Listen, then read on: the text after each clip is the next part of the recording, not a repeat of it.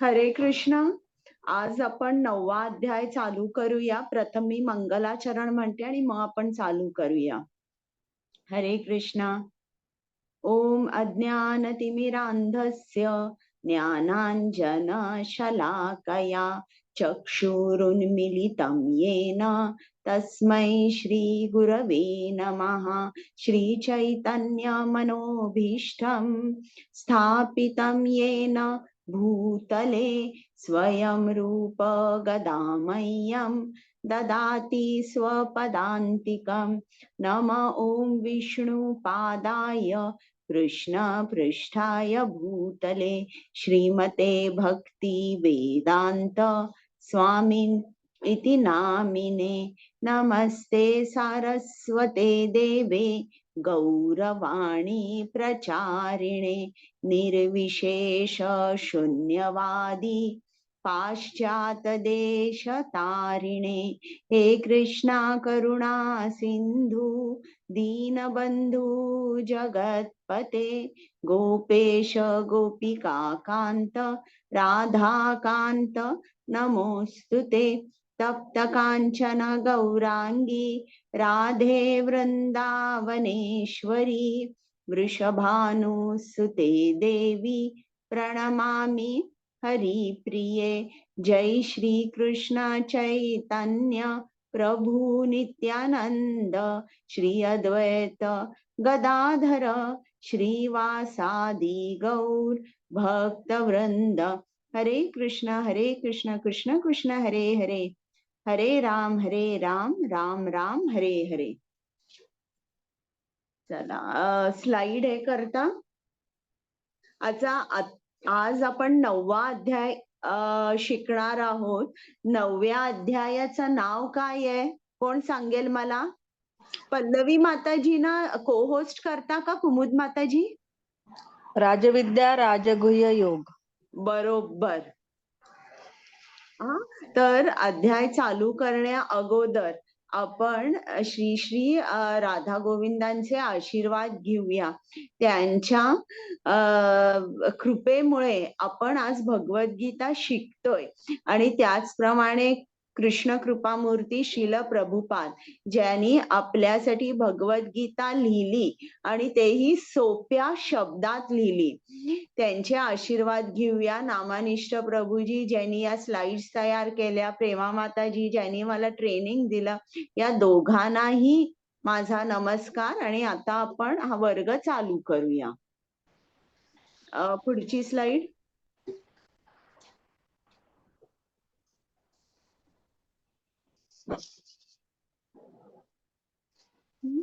तर आपण जरा एक रिकॅप घेऊया की 8वा जो अध्याय आहे त्यात आपण काय काय बघितलं. अगोदरची स्लाइड चॅप्टर 8.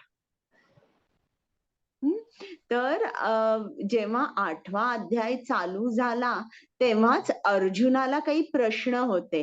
तुम्हाला आठवतात का कुठले कुठले प्रश्न होते त्याचे?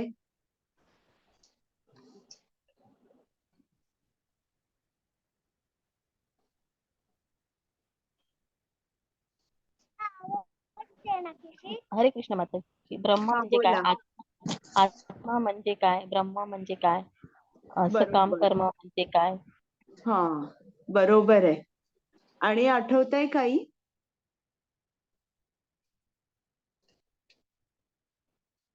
अधिभूत अधिदैव. बरोबर. अध्यात्म म्हणजे काय आणि प्रयाण काले तुझं स्मरण कसं करायचं, हे सगळे अर्जुनाचे प्रश्न होते. मग कृष्णानी बराच वेळ त्यांनी मृत्यूबद्दल सांगितलेला आहे की हा जो आपल्याला जन्म मिळालेला आहे, जन्मभर आपण सराव करायचा आहे. कुठला सराव?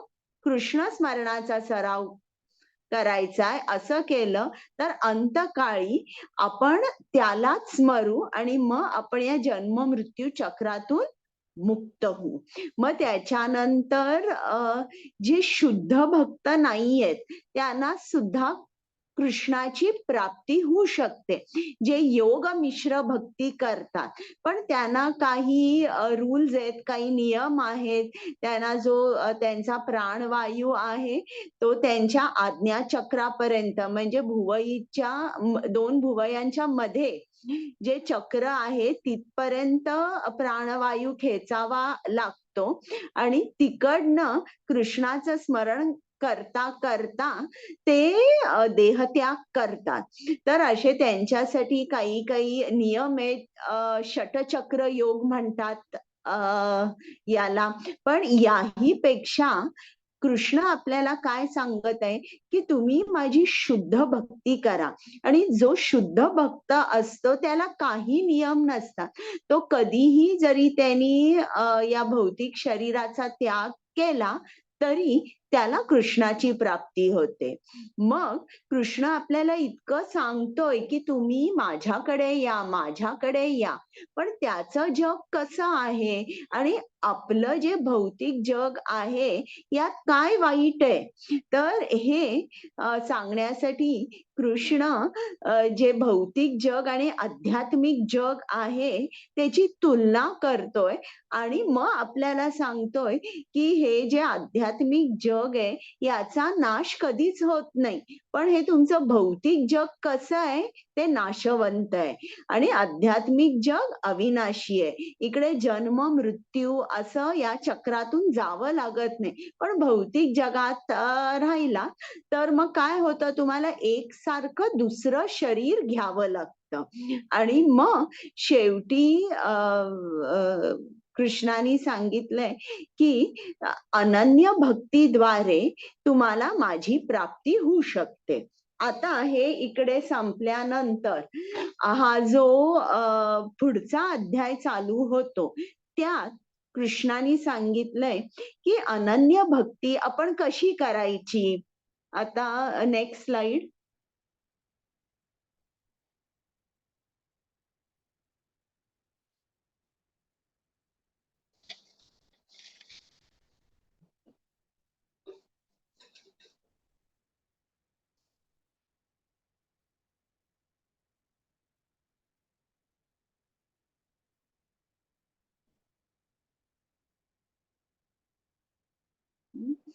तर आता इकडे 8वा चॅप्टर जिकडे संपला, जिकडे 8व्या अध्यायात शेवटचा अध्याय मला वाटतं 28 आहे, 8.28.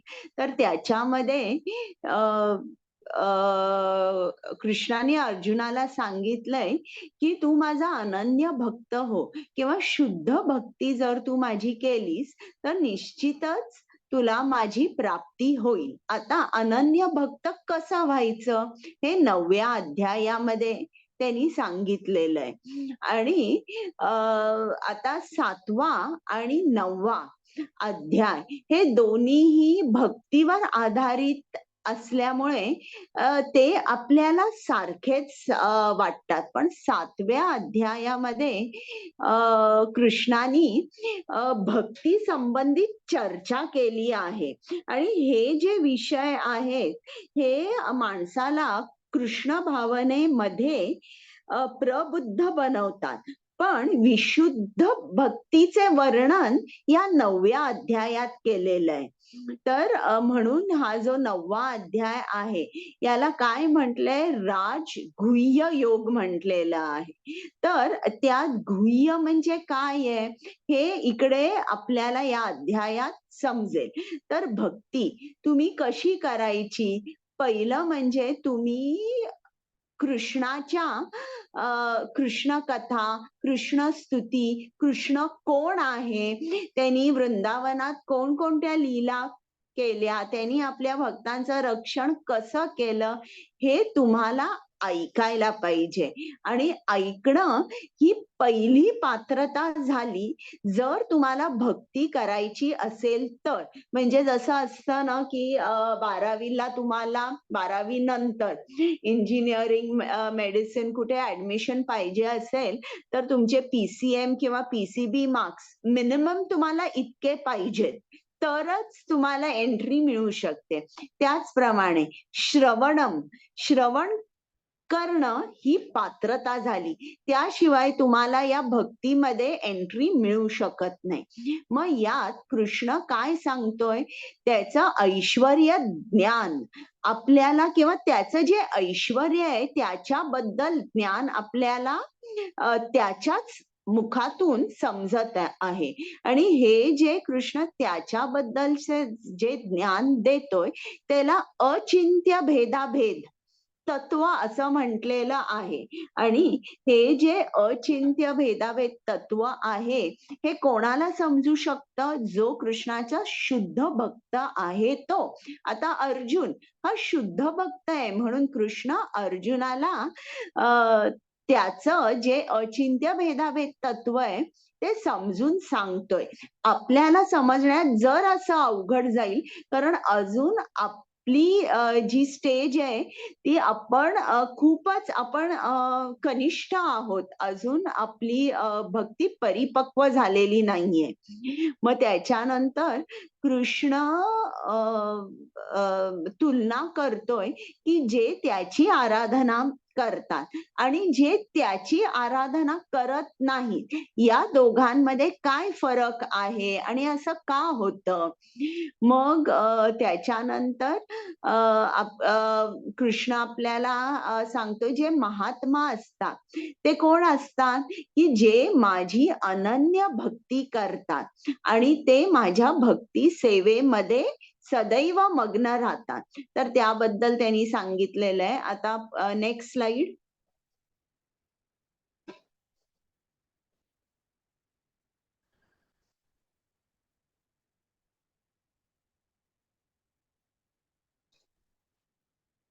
कुमुद माताजी.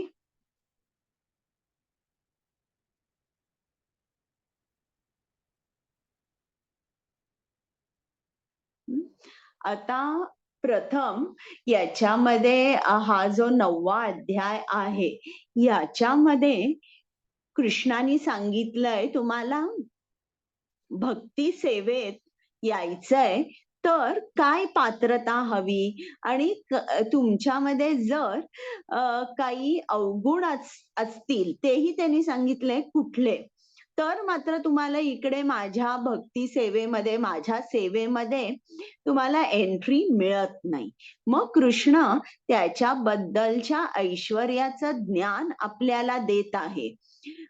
सेक्शन सी मध्ये कृष्ण दोघांची तुलना करत आहे, जे त्याचे भक्त आहेत आणि जे अभक्त आहे. आणि मग शेवटचा जो सेक्शन आहे त्यात अनन्य भक्तीवर सांगितलेलं आहे. Next slide.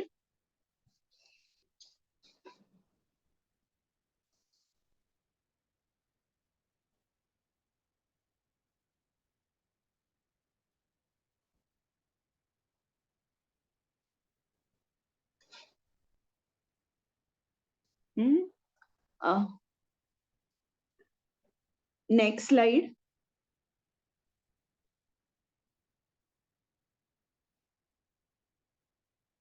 माताजी केली पण तो श्लोक येऊ दे ना आता, मग मी हे एक्सप्लेनेशन देते. ओके जी ओके. श्री भगवानुवाच इदं तु ते गुह्यतमं प्रवक्ष्याम्यनसूयवे ज्ञानं विज्ञानसहितं यज्ञात्वा मोक्ष्यसे शुभात्. हरे कृष्ण माताजी. हरे कृष्ण. श्री भगवान म्हणाले, हे अर्जुना, तू माझा कधीच मत्सर करत नसल्याने मी तुला हे परम गोपनीय ज्ञान आणि त्याच्या अनुभूतीचे ज्ञान प्रदान करतो, जे जाणल्याने तू भौतिक अस्तित्वातील सर्व दुःखातून मुक्त होशील. हरे कृष्ण. आता बघा हा 9वा अध्याय ना हा बरोबर मध्ये आहे, भक्ती योगाच्या मध्ये. आणि हा खूप महत्वाचा अध्याय, कारण याच्यात सगळेच अध्याय महत्वाचे आहेत, परंतु हा याच्यामध्ये सर्वात गुह्य ज्ञान कृष्णाने सांगितलेलं आहे. आता एकदा श्रील प्रभुपाद जर्मनीमध्ये होते आणि ते लेक्चर देत होते आणि लेक्चर प्रवचन झाल्यानंतर सगळे भक्त त्यांना भेटायचे, नमस्कार करायचे. तर असाच एक भक्त त्यांच्याकडे आला आणि त्यांना म्हणाला की प्रभुपाद, मी तुमचं पुस्तक घेतलेलं आहे भगवद्गीतेचं, पण मी माझ्या कामामध्ये खूप बिझी असतो. मला हे सगळी माझी भगवद्गीता वाचून होईल की नाही मला सांगता येत नाही. तर यातला तुम्ही मला एकच अध्याय सांगू शकाल का? मी कुठला अध्याय वाचू? तेव्हा श्रील प्रभुपाद म्हणाले, जर तुला पूर्ण भगवद्गीता वाचायला वेळ नसला तर तू फक्त 9वा अध्याय वाच. तर इतका हा महत्वाचा आहे बघा 9वा अध्याय. का महत्वाचा आहे? कारण याच्यात अनन्य भक्ती कशी करायची हे सांगितलेलं आहे. आता इकडे बघा, प्रथम सांगितलंय इदम तू ते गुह्यतमम. आता गुह्यतमम म्हणजे काय? आता भगवद्गीतेमध्ये गोपनीय किंवा सिक्रेट अशा 3 गोष्टी सांगितलेल्या आहेत किंवा 3 सिक्रेट्स. पहिलं म्हणजे जे गुह्य ज्ञान दिलेलं आहे ते 2ऱ्या अध्यायात दिलेलं आहे की आत्मा आणि शरीर हे दोन्ही वेगवेगळे आहे किंवा मी हे शरीर नाही, मी आत्मा आहे. हे जे गुह्य ज्ञान हे 2ऱ्या अध्यायात आपल्याला मिळतं. मग गुह्यतर म्हणजे याच्यापेक्षा जरा मोर सिक्रेट किंवा मोर कॉन्फिडेन्शियल नॉलेज. हे काय आहे की मी कृष्णाचा अंश आहे. तर हे जे ज्ञान आहे हे आपल्याला हे जरासं जास्त कॉन्फिडेन्शियल आहे की मी कृष्णाचा अंश आहे. आणि गुह्यतमम, आता या अध्यायात गुह्यतमम ज्ञान दिलेलं आहे. गुह्यतमम म्हणजे काय? टॉप मोस्ट सिक्रेट, म्हणजे सिक्रेट, मोस्ट सिक्रेट आणि top most secret. Top most secret म्हणजे काय की तुम्ही जर अनन्य भक्ती केली तरच तुम्हाला माझी प्राप्ती होऊ शकते. म्हणजे या 3 सिक्रेट्स किंवा हे गुह्य ज्ञान आपल्याला भगवद्गीतेमध्ये दिलेलं आहे. आता या भौतिक जगामध्ये आपण काही गोष्टी असतात त्या गोपनीय ठेवतो. कुठल्या गोष्टी आपण गोपनीय ठेवतो? उदाहरणार्थ बघा, एका माणसाकडे खूप ब्लॅक मनी असेल तर तो डिक्लेअर करत नाही, ते सगळं लपून लपून तो ठेवतो. किंवा समजा जर एक पॉलिटिशियन असेल, तो खूप ड्रिंक्स घेतोय, पण लोकांसमोर कसा तो हे करतो की बाबा मी एकदम साधा सरळ नेता आहे आणि इकडे बघायला घेतो दारू घेतोय, लिकर स्कॅम्स चालू असतात. तर अशा ज्या गोष्टी असतात ज्याची आपल्याला लाज वाटते त्या आपण गोपनीय ठेवतो किंवा त्या सिक्रेट असं आपण ठेवतो. पण आध्यात्मिक जगामध्ये सर्वात जे गोपनीय ज्ञान आहे ते म्हणजे आत्म्याचा साक्षात्कार. आत्म साक्षात्कार हे सर्वात गोपनीय आहे. तर हे जे ज्ञान आहे हे ज्ञान आपल्याला आज या 9व्या अध्यायात कृष्ण सांगणार आहे. आता इकडे एक शब्द आहे अनसूयवे. आता इकडे अर्जुन हा कृष्णाचा परम मित्र आहे, पण तरी देखील कृष्ण काय सांगतोय की मी हे गोपनीय ज्ञान तुला का सांगत आहे? कारण तू माझा कधीच मत्सर केलेला नाही. म्हणजे इकडे आपल्याला काय समजतं की आपल्याला पात्रता काय लागते?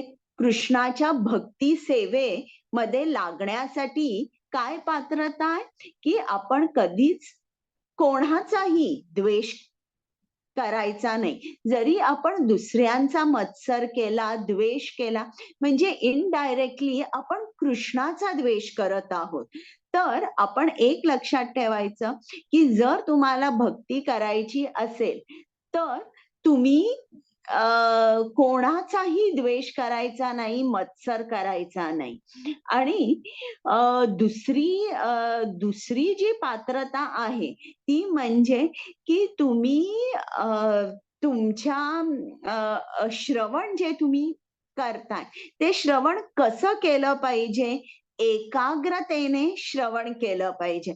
असं नाही बघा, आता एक लहान मुलं जे असतात ते शाळेत जातात आणि त्यांना समजा जर घरी आल्यावर आईने सांगितलं की चल आता अमका धडा उघड आणि टीचरनी काय शिकवलंय ते सांग. मग आपल्याला लक्षात येतं की जेव्हा तो मुलगा बोलत आहे तेव्हा त्याचं लक्षच नव्हतं. टीचर काय सांगते त्याच्यामुळे त्याचा धडा जो आहे तो पाठ झालेला नाहीये. मग आपल्याला सुद्धा हेच लक्षात ठेवला पाहिजे, जेव्हा आपण ऐकतो तेव्हा एकाग्र चित्तेने आपण ऐकलं पाहिजे. आता बघा, अर्जुन कसा आहे, अर्जुन गृहस्थ आहे, तरी तुम्ही कृष्णाच्या भक्ती सेवेमध्ये तुम्हाला एंट्री मिळते. अर्जुन संन्यासी नाहीये किंवा खूप मोठा ज्ञानी नाहीये. तर हे जरी तुमच्याकडे ही पात्रता नसली तरी चालते. दोनच, एक म्हणजे कधीही कोणाचा मत्सर करायचा नाही आणि तुम्ही ऐकण्यामध्ये ऍडव्हान्स्ड इन हिअरिंग म्हणजे ऐकण्यामध्ये तुम्ही एकाग्र चित्ताने, मनाने कृष्णाबद्दल ऐकलं पाहिजे. आता हे जे ऐकणं आहे हे श्रीमद भागवतम मध्ये सुद्धा श्रवणम याच्याबद्दल खूप सांगितलेलं आहे आणि त्यांनी सांगितलंय की कृष्ण जो काय आपल्याला संदेश देत आहेत, श्रीमद भागवतम मध्ये असू दे किंवा या भगवद्गीतामध्ये असू दे, त्याच्या संदेशांमध्ये अलौकिक सामर्थ्य आहे आणि हे जे सामर्थ्य आहे त्याचा पूर्ण साक्षात्कार आपल्याला कधी होऊ शकतो, जेव्हा आपण त्याची कृष्णाबद्दलची चर्चा जी आहे ती शुद्ध भक्तांबरोबर करतो किंवा जेव्हा आपण भक्तांचा संग करतो तेव्हा त्याच्या संदेशा मागे किंवा संदेशात जे अलौकिक सामर्थ्य आहे त्याची अनुभूती आपल्याला येऊ लागते. आणि मग आता आपण पुढचा हे घेऊया श्लोक.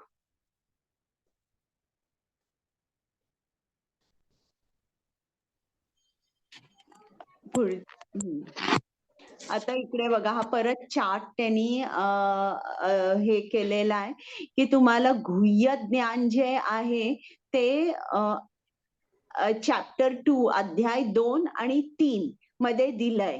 काय आहे की मी हे शरीर नाही, मी आत्मा आहे. आणि या ज्ञानाचा उपयोग कसा होऊ शकतो तुम्हाला, की तुम्ही मोक्ष मिळवू शकता. तुम्ही जाणता की मी हे शरीर नाही.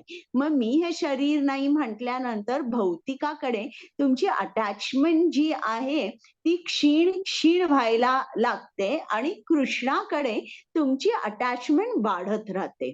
मग त्याच्यानंतर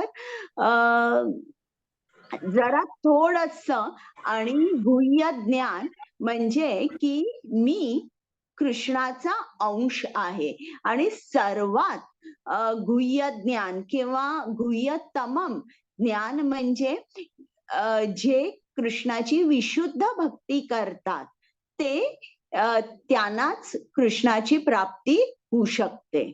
आता पुढची स्लाइड.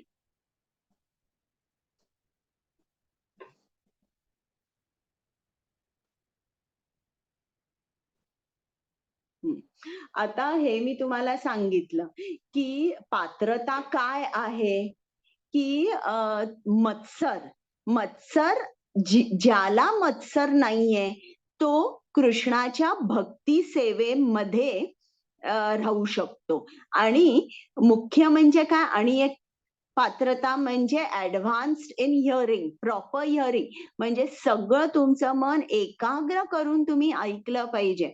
आता जेव्हा परीक्षित महाराज शुकदेव गोस्वामीकडे गेले आणि त्यांनी पूर्ण भागवतम परीक्षित महाराजांना सांगितलं, तेव्हा ते अशा तऱ्हेने ऐकत होते की त्यांनी म्हटलंय की हे जे अमृत आहे हे मी माझ्या कानाने ऐकत होतो, पण मला असं वाटलं की माझे सर्व अवयव कान पाहिजेत.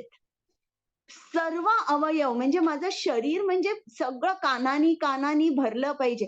म्हणजे इतके ते ऍडव्हान्स होते श्रवणात, की त्यांना असं वाटलं की म्हणजे हे अमृत मी आता फक्त 2 कानांनी आत घेऊ शकतोय. पण माझं पूर्ण शरीर, प्रत्येक अवयवात जर कान असते, तर यातला जो रस आहे, हे जे अमृत आहे, याचा किती आस्वाद मी चाखू शकलो असतो. तर असं पाहिजे ऍडव्हान्स्ड इन हिअरिंग. आणि हे जे जेव्हा तुम्ही भक्ती सेवेमध्ये, कृष्णाच्या भक्ती सेवेमध्ये मग्न होता, मग तुम्हाला त्याचा बेनिफिट काय मिळतो की हे जे जगाचे तुमचे भौतिक क्लेश आहेत, त्या भौतिक क्लेशापासून तुम्हाला सुटका मिळते. आता मला कोण सांगू शकेल की या आपला हा जो जन्म आहे, त्यातले क्लेश किंवा त्यातले प्रायमरी मिझरी ही कोणती आहे? सांगा. जन्म मृत्यू जरा व्याधी. Very good. जन्म मृत्यू जरा व्याधी हे आपलं मुख्य दुःख आहे, किंवा आपण प्रायमरी मिझरी म्हणू शकतो. पण आपण काय म्हणतो बरेच जण की माझी नोकरी गेली, मला मूल होत नाहीये, किंवा मला हवं तसं घर मिळत नाहीये. या ज्या दुय्यम हे जे क्लेश आहेत हे प्रायमरी होतात. पण खरं म्हटलं तर सर्वात जे आपली बेसिक मिझरी किंवा जे बेसिक आपले जे क्लेश आहेत ते म्हणजे जन्म मृत्यू जरा व्याधी. आता पुढे आपण बघूया पुढची स्लाइड.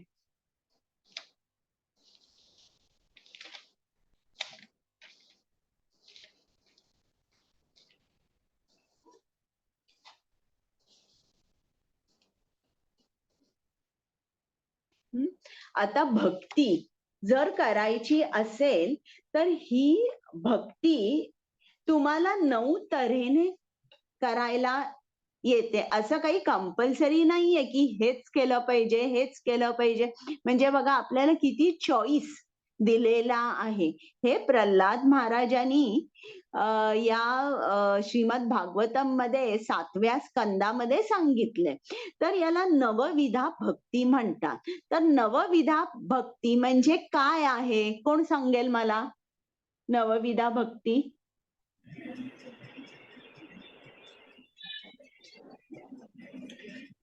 मी सांगू माताजी? सांगा. आपण भगवान श्रीकृष्णांची भक्ती 9 प्रकारे करू शकतो. त्याची कोणती 9 प्रकारे? त्याला नवविधा भक्ती म्हणतात. श्रवण करून, कीर्तन, स्मरण, पाद सेवन, अर्चनम, वंदम, साख्यम आणि दास्यम अशा 9 प्रकारे भक्ती करू शकतो आपण. बरोबर. आणि आत्मनिवेदन म्हणजे आत्मनिवेदन, पूर्ण शरण जाणे. तर खूप छान सांगितलं. तर हे जे 9 प्रकार आहेत, असं नाहीये की तुम्हाला सगळे 9 केले पाहिजे. तुम्ही एक सुद्धा परफेक्ट करू शकता, कॉम्बिनेशन करू शकता, 2, 3, 4 किंवा सगळे 9 ही करू शकता. तर इकडे आपल्याला श्रील प्रभुपादांनी सांगितलं की पहिले 3 श्रवणम, कीर्तनम, स्मरणम, हे जे 3 आहेत हे खूप सोपे आहेत या कलियुगामध्ये करायला. आणि त्यांनी तुम्हाला तेच फळ मिळतं जे इतर सुद्धा जी तुम्ही नवविधा भक्ती आहे ते करून सुद्धा तुम्हाला हेच फळ मिळू शकतं. आणि हे खूप सोपं आहे. तर इकडे श्रवणम एक उदाहरण दिलंय परीक्षित महाराज. आत्ताच मी तुम्हाला सांगितलं की कसं एकाग्र चित्तेने ते श्रवण करत होते. मग कीर्तन कोण?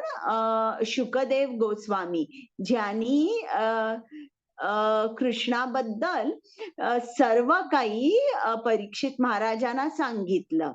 स्मरणम मध्ये प्रल्हाद महाराज होते की जे एक सारखं नारायणाच्या स्मरणात होते. पादसेवनम इकडे लक्ष्मी मातेचं उदाहरण आहे. अर्चनम पृथू महाराज, वंदनम अक्रूर महाराज, दास्यम म्हणजे ज्याप्रमाणे हनुमान आणि श्रीरामचंद्र. हनुमान जर त्यांना विचारलं तुझं नाव काय, तर ते नेहमी म्हणायचे मी रामदास आहे. म्हणजे इतकं त्यांच्यामध्ये तो दास्य भाव होता. मग त्यांना विचारलं की तू आता कुठे चाललायस, मग ते सांगायचे की मी रामाची सेवा करायला चाललोय. म्हणजे त्यांचं पूर्ण कार्य काय होतं, फक्त रामाची सेवा करायची. साख्य म्हणजे अर्जुन आणि श्रीकृष्ण. आत्मनिवेदनम म्हणजे बली महाराज जेव्हा वामनदेवानी त्यांना 3 पद भूमी दान द्यायला सांगितली आणि तेव्हा बली महाराजांच्या लक्षात आलं की एक जे त्यांनी पाऊल टाकलं सगळी पृथ्वी खाली गेली, त्यांच्या पायाखाली आली.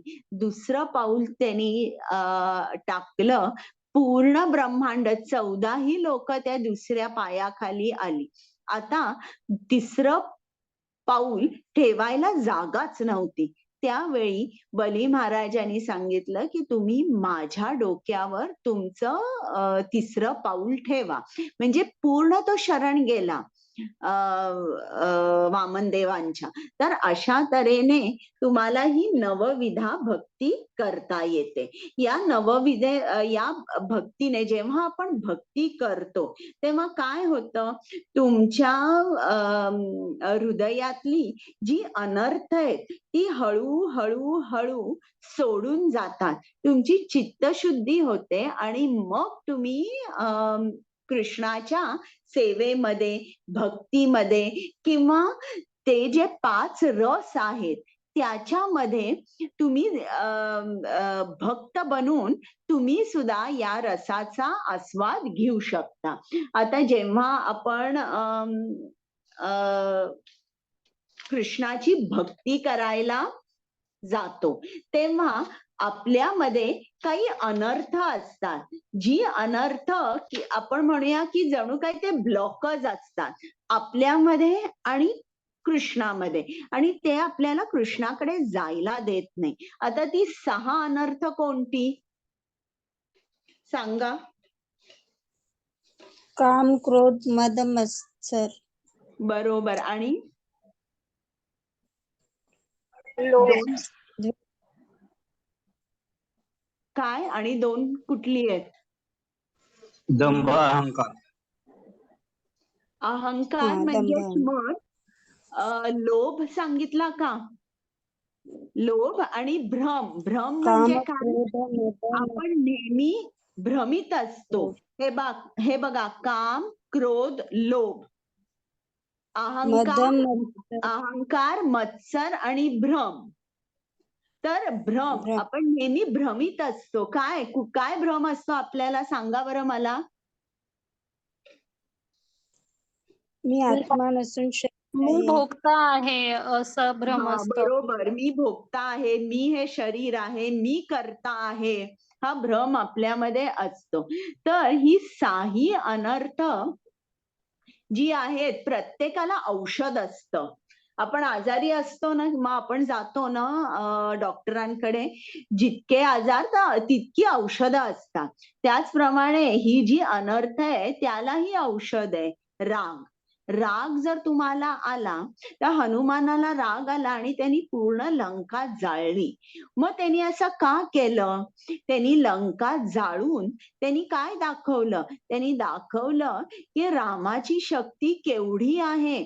आज तुझं राज्य मी थोडंसंच आग लावली, पण जेव्हा आम्ही युद्ध करायला येऊ तेव्हा ही पूर्ण लंका उद्ध्वस्त करू. आता अशा तऱ्हेने हनुमानानी ही रामाच्या प्रती सेवाच होती. कारण आता ठरलं होतं, निश्चित होतं की युद्ध होणारच आहे.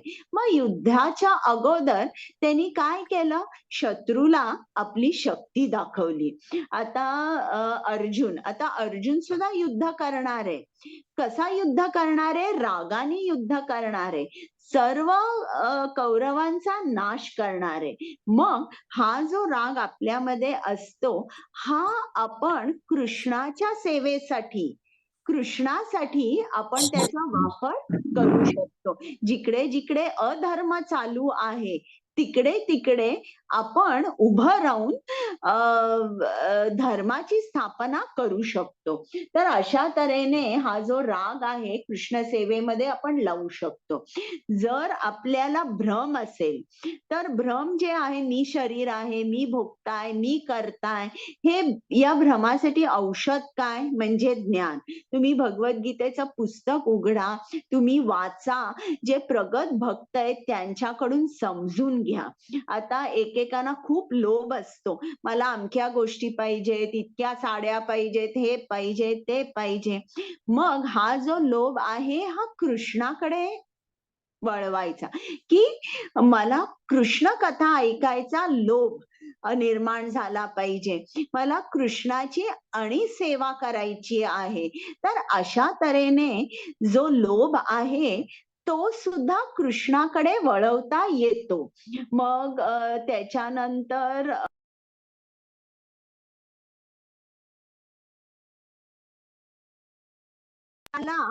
काय आहे औषध, परत आपल्याला ज्ञान मिळवलं पाहिजे.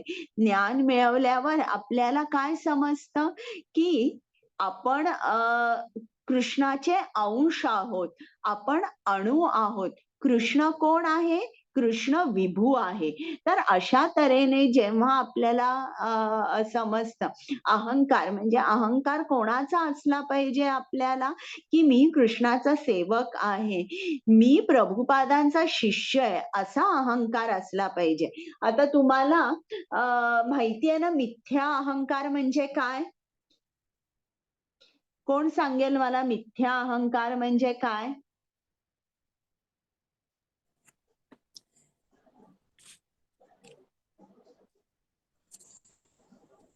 सांगा. मिथ्या अहंकार म्हणजे मी शरीर आहे मी आणि करता, मी भोगता. मी करताय, मी भोगता, आणि जे मी काही प्रॉपर्टी केलेली, जमा केली आहे, ते सर्व माझं आहे. म्हणजे हा ते म्हणजे मी. आणि हा झाला मिथ्या अहंकार. आणि खरा अहंकार किंवा अहंकार म्हणजे काय, जो आपल्याला संतांमध्ये दिसतो. मी कृष्ण भक्त आहे. मी कृष्णाचा कृष्णाचा नित्य नित्य सेवक सेवक आहे. आहे. आय एम नित्य सेवक आहे. Eternal servitor of Krishna. हा अहंकार झाला. तर हा सुद्धा अहंकार आणण्यासाठी आपल्याला काय लागतं, ज्ञान लागतं. तर अशा तऱ्हेने प्रत्येक, आता काम आपल्यामध्ये खूप असेल, तर कामानी काय होतं, हे जेव्हा आपण दुसरा अध्याय आहे त्याच्यामध्ये सायंटिफिकली त्यांनी सांगितलंय बघा, की काम एकदा तुमच्या मनामध्ये आलं की तुमचं पतन कसं होतं.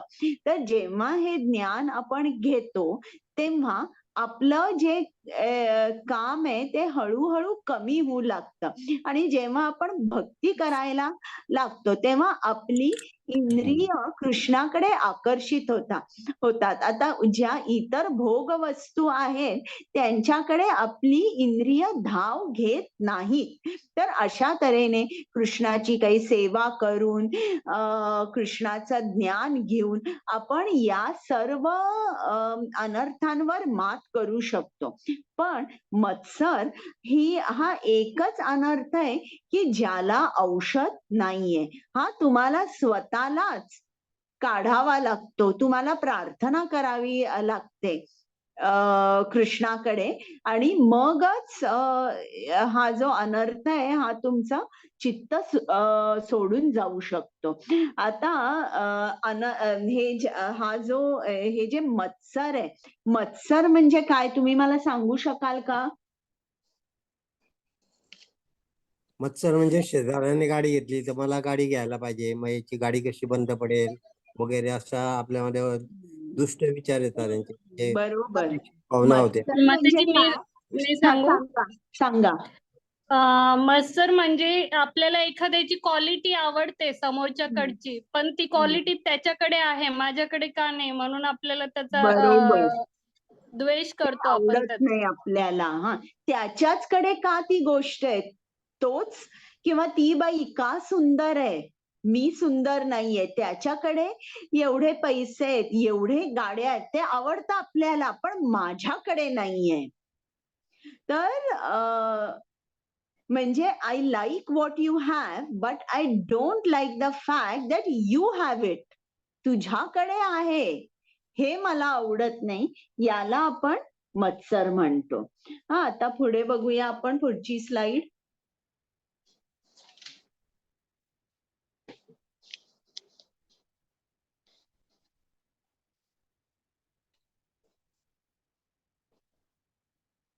हा, 9.2. हरे कृष्णा. राज्य विद्या राजगुह्यं पवित्रम इदम उत्तमं प्रत्यक्षावगमं धर्म्यं सुसुखं कर्तुम अव्ययम्. हरे कृष्णा. हरे कृष्ण माताजी. सर्व गोपनीय ज्ञानात अत्यंत गोपनीय असे हे ज्ञान म्हणजे सर्व ज्ञानांचा राजा आहे.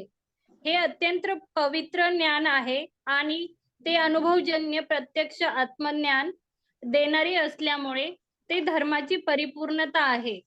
हे ज्ञान अविनाशी आणि आचरण करण्यास अत्यंत सुखकारक आहे. हरे कृष्ण. आता बघा, हे जे प्रत्येक शब्द आहे ना, की हे जे ज्ञान आपल्याला कृष्ण देणार आहे 9व्या अध्यायात, त्याला राजविद्या म्हटलेलं आहे. का त्याला राजविद्या म्हटलंय?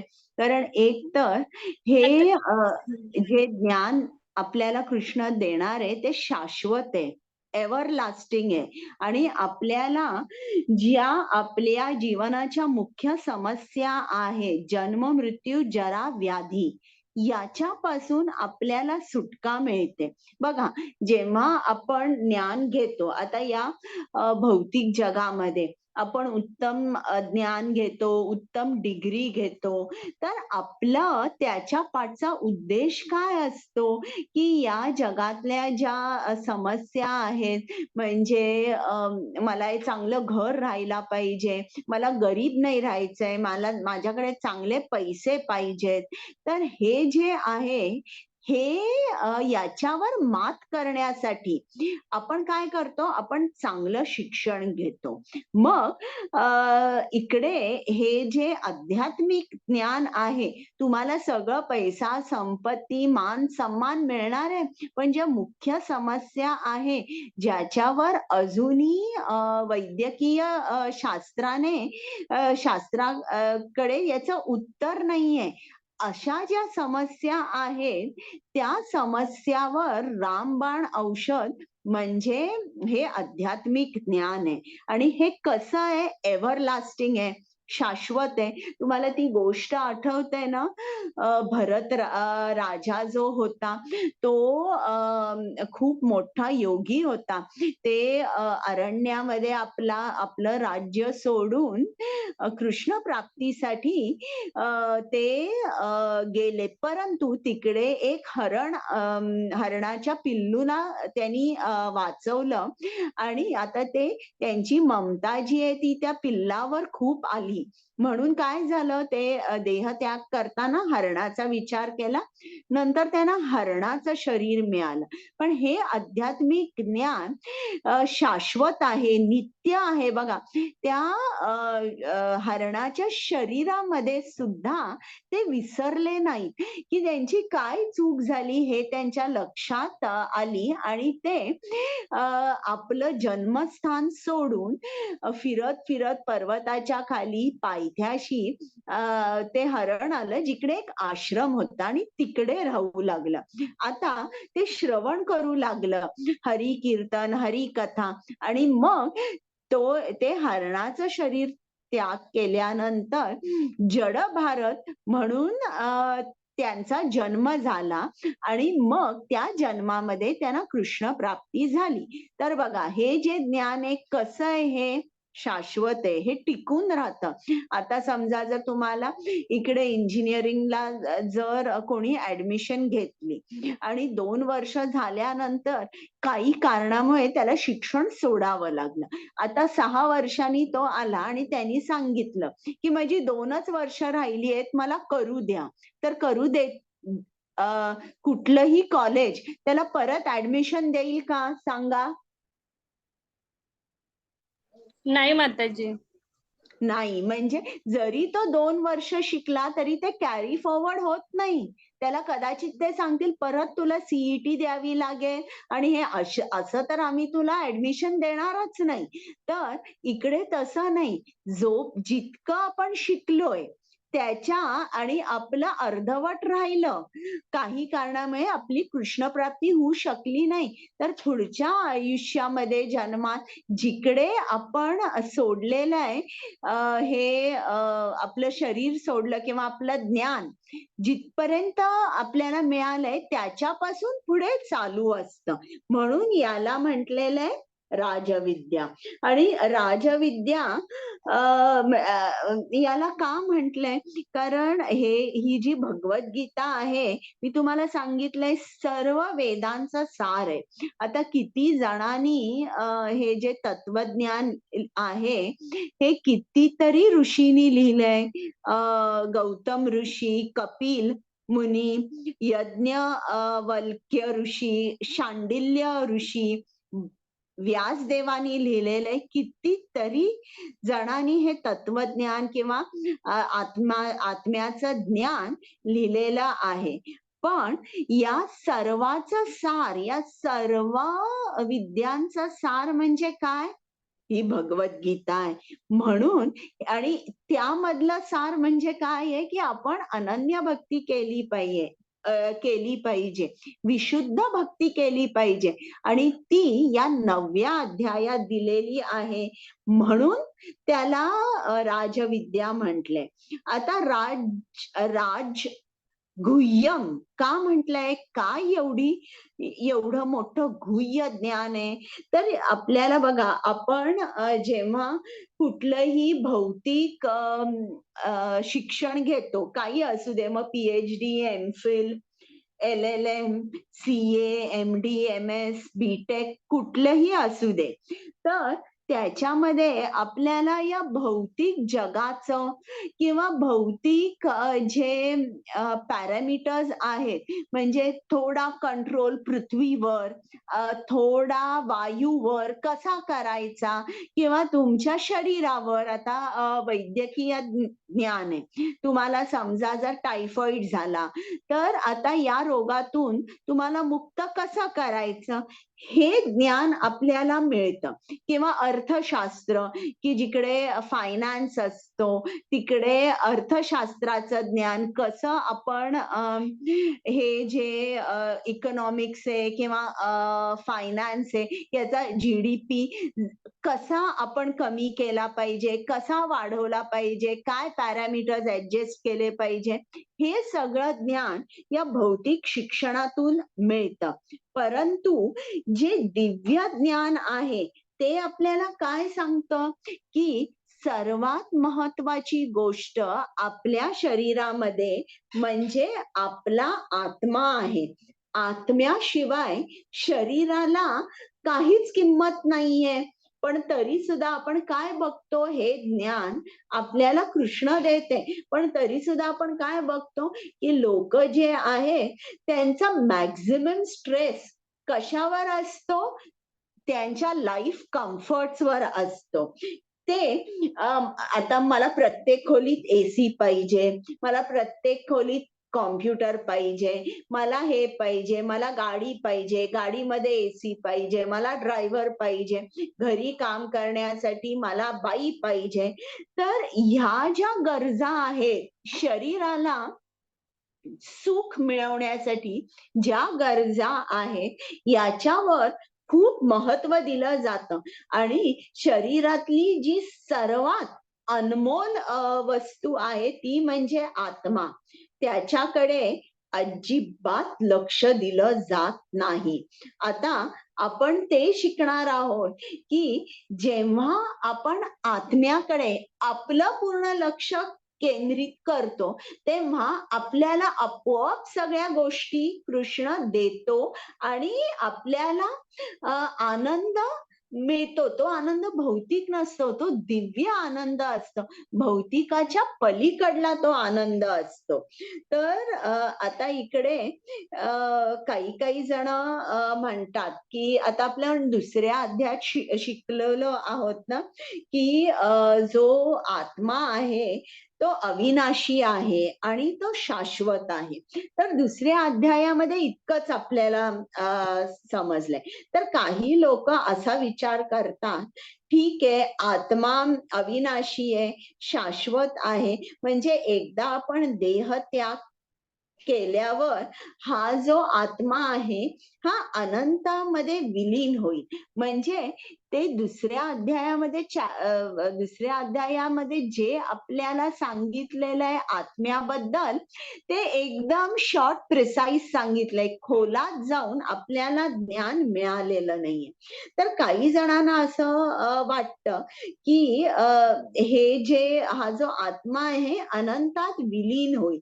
म्हणजे त्यांची कल्पना काय असते, परमेश्वर सुद्धा निराकार आहे आणि त्यांच्या असं लक्षात येत नाही की आता जो आत्मा आहे, आत्मा हा क्रियाशील आहे. शिल प्रभुपादांनी 3.5 मध्ये सांगितलंय की क्षणभर सुद्धा, कृष्णाने सांगितलंय आणि मग त्यांनी पर्पटमध्ये लिहिलेलं, क्षणभर सुद्धा आत्मा स्वस्थ बसू शकत नाही. मग असा जर आत्मा इतका क्रियाशील असेल तर मग असं होऊ शकेल का की देहत्याग केल्यानंतर एकदम तो स्वस्थ, शांती शांती शांती एकदम शांत बसेल? नाही, असं होऊ शकत नाही. म्हणून जर हा क्रियाशील आहे, क्षणभर सुद्धा तो क्रियेशिवाय राहू शकत नाही, तर मग हा आत्मा वैकुंठात सुद्धा, गोलोक वृंदावनात सुद्धा, म्हणजे हे भौतिक जग जेव्हा तो सोडतो आणि त्याला कृष्णाची प्राप्ती होऊ शकते, तिकडे सुद्धा त्याची ऍक्टिव्हिटी चालूच राहते. आणि ही जी ऍक्टिव्हिटी आहे याला म्हटलेला आहे की most confidential part of spiritual knowledge, म्हणजे राजगुह्यम असं म्हटलेलं आहे. तर या ऍक्टिव्हिटीज काय आहेत आणि आपण आपल्याला कृष्णाची प्राप्ती कशी होऊ शकते ते सांगितलंय. आता पुढचा शब्द बघा, पवित्रम उत्तमम, पवित्रम इदम उत्तमम.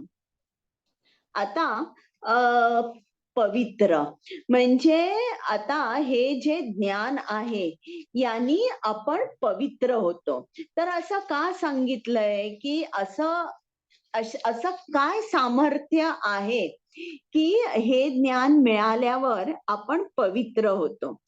आता बघा, समजा जर आता माणसं असतात, आपण असतो आपण अविद्येत असतो, अज्ञानात असतो, त्याच्यामुळे आपण कधी कधी पाप कर्म करतो. ही पाप कर्म केल्यावर त्याचे परिणाम आपल्याला भोगावेच लागतात. तर हे परिणाम कोणते असतात, काय काय असतात? तर ही जी पापांची प्रतिक्रिया असते ती 4 प्रकारांची असते. एक म्हणजे प्रारब्ध, दुसरं म्हणजे फलनमुखा, तिसरं कुटम आणि चौथं बीजम. तर ह्या 4 स्टेजेस असतात.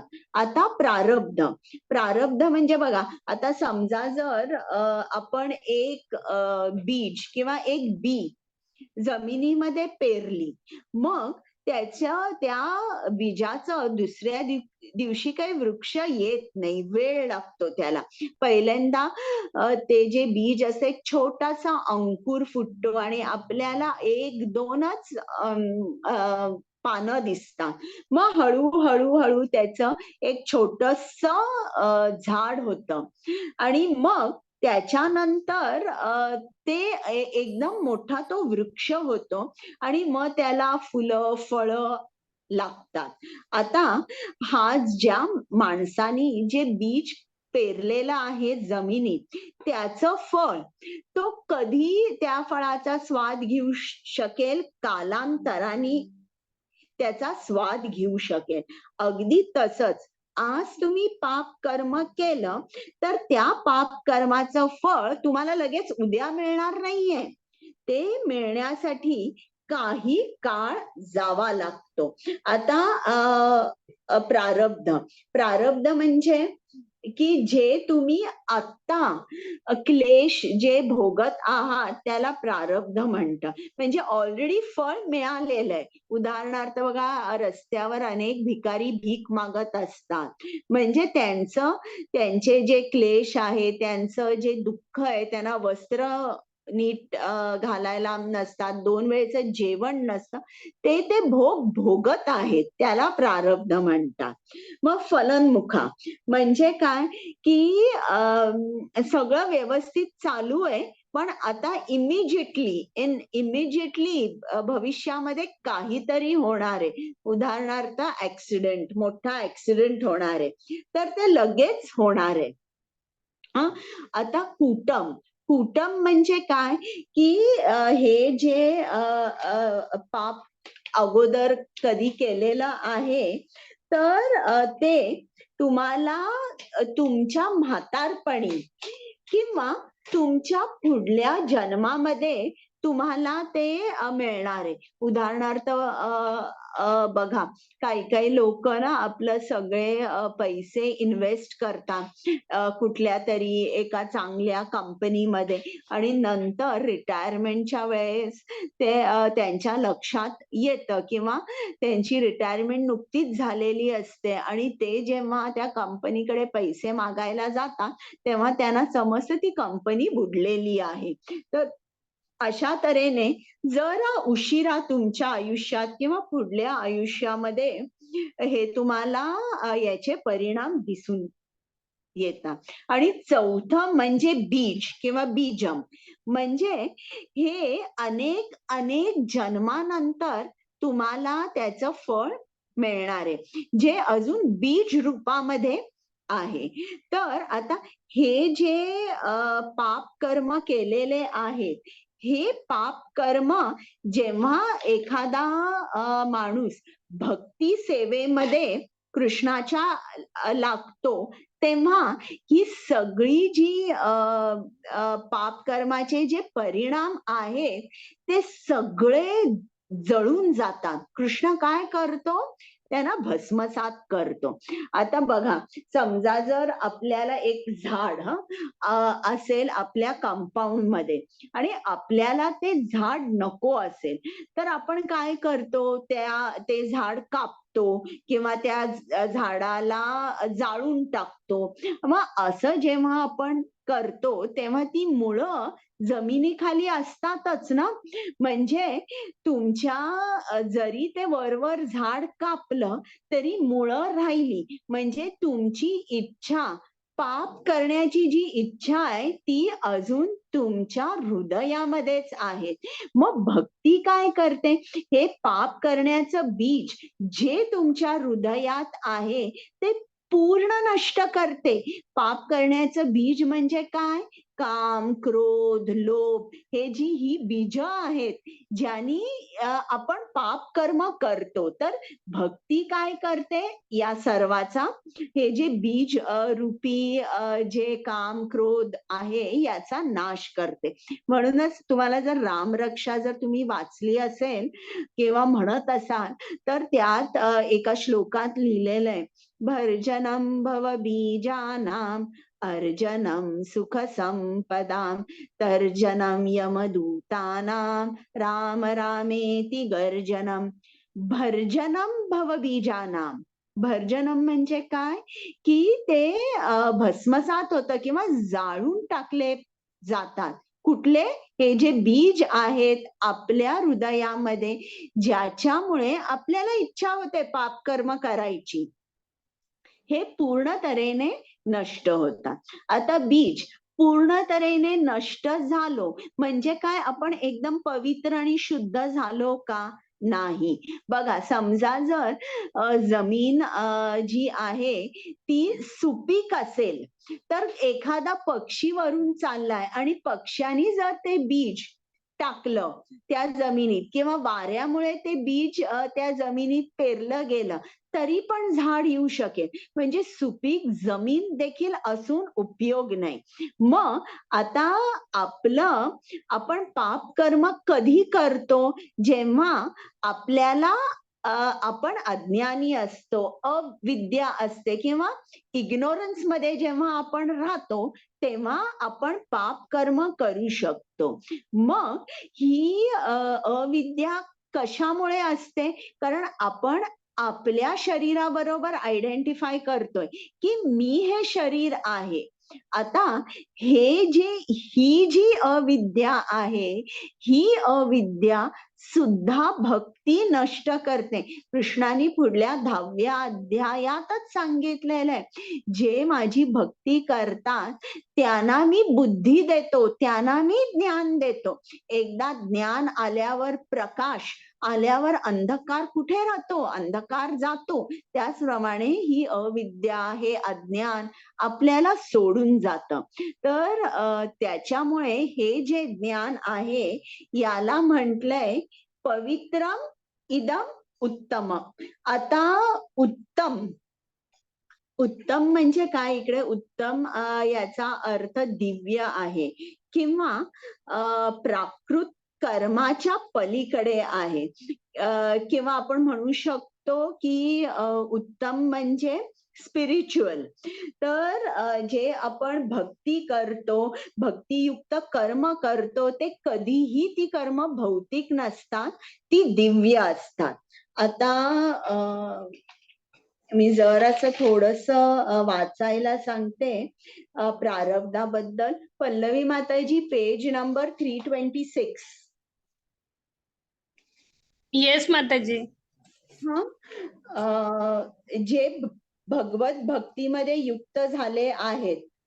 हा सेकंड लास्ट पॅराग्राफ. तेवढाच पॅराग्राफ. ओके माताजी. हरे कृष्णा. शिल प्रभुपाद की जय. तात्पर्य शिल प्रभुपाद द्वारा जे भगवत भक्तीमध्ये युक्त झाले आहेत त्यांची सर्व कर्म फले, मग ती फलोन्मुख असोत किंवा बीज रूपामध्ये असोत, हळूहळू नष्ट होतात. भक्तीची शुद्ध करण्याची शक्ती अत्यंत प्रभावी आहे, म्हणून तिला पवित्रम उत्तमम असे म्हणतात. उत्तम म्हणजे दिव्य होय. तमस म्हणजे भौतिक जग अथवा अंधकार होय. तसेच उत्तम म्हणजे प्राकृत कर्माच्या पलीकडे जे आहे ते होय. कधी कधी भक्त हे साधारण मनुष्याप्रमाणेच कर्म करीत असल्याचे दिसते, तरी भक्तियुक्त कर्मांना प्राकृत कधीच समजू नये.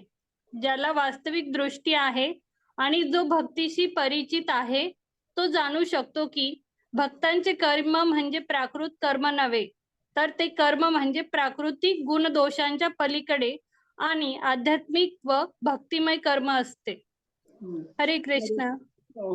तर आपल्याला समजतं की जेव्हा कुठलाही भक्त कर्म करतो, आपल्याला दिसेल की ते साधं आहे, पण ते साधं नसतं, ते दिव्य असतं. आता पुढचा शब्द, हे प्रत्येक शब्द इतके महत्वाचे आहे आणि किती सुंदर तात्पर्य शिला प्रभुपादांनी लिहिलेलं आहे. तुम्ही या श्लोकाचं जे तात्पर्य आहे ना, ते परत वाचा. आता पुढचं प्रत्यक्षावगमम धर्म्यम. आता प्रत्यक्ष जेव्हा आपण भक्ती मार्गामध्ये लागतो, तेव्हा आपल्याला जे परिणाम आहेत ते प्रत्यक्ष अनुभवास येतात. तर ही अशा भक्तियोग म्हणजे असा परिपूर्ण आहे की आपल्याला अनुभव आल्याशिवाय राहत नाहीत, म्हणजे आपल्याला अनुभव येतोच. जो अपराधरहित कीर्तन किंवा जप करतो, म्हणजे कीर्तन किंवा जप जेव्हा तुम्ही करताना मुख्य म्हणजे तुम्ही कोणासाठी केलं पाहिजे? कृष्णाच्या आनंदासाठी केलं पाहिजे. मला काही हवं ही भावना नसली पाहिजे. आणि अपराधरहित म्हणजे तुम्ही कोणत्याही वैष्णवाचा अपमान करायचा नाही. आणि जे 10 अपराध आहेत ते मी तुम्हाला परत कधीतरी सांगेन. तर हे जे अपराध, वैष्णव अपराध न करता जेव्हा आपण जप करतो, तेव्हा निश्चितच त्याला दिव्यानंदाचा अनुभव येतो आणि तो त्वरित सर्व भौतिक कल्मशांपासून शुद्ध होतो. आता काही जण, काही भक्त असतात, ते खूप श्रवण करतात. काही जण असतात ते भक्तीचा प्रचार करतात, ते प्रसार कार्यामध्ये मदत करतात. तर असे जे भक्त असतात त्यांना हळूहळू त्यांची आध्यात्मिक उन्नती जी आहे ती जाणवते, ती त्यांच्या लक्षात येते. अगदी खूप दिवसभर जरी ते बुक डिस्ट्रीब्युशनला गेले तरी घरी आल्यावर त्यांना अजिबात थकवा जाणवत नाही आणि कृष्णाचा जप ते अशा तऱ्हेने करतात जणू काही त्यांच्यामध्ये पूर्ण एनर्जी आहे, अशा तऱ्हेने. तर आता इकडे त्यांनी खूप सुंदर उदाहरण दिलेलं आहे नारद मुनींचं. तर नारद मुनींना सुद्धा प्रत्यक्ष अनुभव आला. तर त्यांना कसा अनुभव आला? तर पल्लवी माताजी, पेज 327 आणि पहिलं बघा वाक्य आहे, आध्यात्मिक जीवनातील ही प्रगती कोणत्याही प्रकारच्या पूर्व शिक्षणावर किंवा पूर्व पूर्व पात्रतेवर अवलंबून नाही. असत नाही. हम्म. तो वाचा. पहिला पॅराग्राफ फक्त माताजी. मी सांगेपर्यंत वाचा. Okay okay okay. जो कोणी केवळ श्रवणच नाही तर भक्तीचा प्रचार करण्याच्या प्रयत्नात संलग्न होतो किंवा कृष्ण भावनामृताच्या प्रचार कार्यात मदत करतो, त्याला सुद्धा हळूहळू आध्यात्मिक उन्नतीचा अनुभव येतो. आध्यात्मिक जीवनातील ही प्रगती कोणत्याही प्रकारच्या पूर्व शिक्षणावर किंवा पूर्व पात्रतेवर अवलंबून असत नाही. हा मार्ग स्वतःमध्येच इतका पवित्र आहे की केवळ या मार्गामध्ये निमग्न झाल्याने शुद्धीकरण होते. वेदांत सूत्रातही 3रा स्कंद 2रा अध्याय 26वा श्लोक याचे वर्णन पुढील शब्दात करण्यात आले आहे. प्रकाश कर्मण्यभ्यासात भक्तियोग इतका प्रभावी आहे की केवळ भक्तिपूर्ण कार्यामध्ये निमग्न झाल्यामुळे मनुष्य प्रगत होतो. याचे प्रत्यक्ष उदाहरण नारद मुनींच्या पूर्व जीवनावरून पाहण्यास मिळते. नारद मुनी आपल्या पूर्वजन्मात दासीपुत्र होते. ते अशिक्षित होते, तसेच त्यांचा उच्च कुळातही जन्म झाला नव्हता. परंतु जेव्हा त्यांची माता महान भक्तांची सेवा करीत असे तेव्हा कधी कधी ते त्या भक्तांची करीत असत. नारद मुनी प्रार्थना करतात की उच्चिष्टे लेपान नुमोदितो द्विजेही सकृत तस्म भुजैत पदपास्त किल्बिषे. एवं प्रकृतस्य विशुद्ध चेतस तत् धर्म एवात्मरुचिः प्रजायते. श्रीमद भागवताच्या या श्लोकामध्ये पहिला स्कंद 5वा अध्याय 25वा श्लोक, नारद मुनी आपले शिष्य व्यासदेव यांना आपल्या पूर्व आयुष्याबद्दल सांगतात. ते म्हणतात की बाल्य अवस्थेत महाभागवतांची चतुर्मास्यामध्ये सेवा करीत असतात. ते त्यांच्याशी निकट सत्संग करीत असत. काही वेळा ऋषी मुनी आपले शेष अन्न पानावरच सोडत असत आणि ती पात्रे ढोणाऱ्या बालकाला शेष अन्नाची चव घेण्याची इच्छा होई. म्हणून महान भक्तांकडून तो बालक शेष अन्न ग्रहण करण्यासाठी अनुमती घेत असे आणि मग त्यांच्या अनुमतीने नारद ते शेष अन्न खात असत. यामुळे तो बालक सर्व पापकर्मातून मुक्त झाला. जसे जसे त्या बालकाने अन्न सेवन केले तसे तसे हळूहळू ऋषींप्रमाणे त्याचे हृदयही शुद्ध झाले. महान भक्त अखंड भगवत भक्तीचे श्रवण आणि कीर्तनाद्वारे रसास्वादन करीत असतात. नारदांमध्येही त्या अभिरुचीचा हळूहळू विकास झाला. नारद मुनी हरे पुढे कृष्ण. सांगतात की हरे कृष्ण. हरे तर कृष्ण. आपल्याला शिल प्रभुपाद काय म्हणतात की भक्ती ही कंटेजियस आहे. बघा, समजा जर कोणाला करोना झाला असेल तर तुम्ही त्याच्याच खोलीत झोपता का? त्याच्या बाजूला बसता का?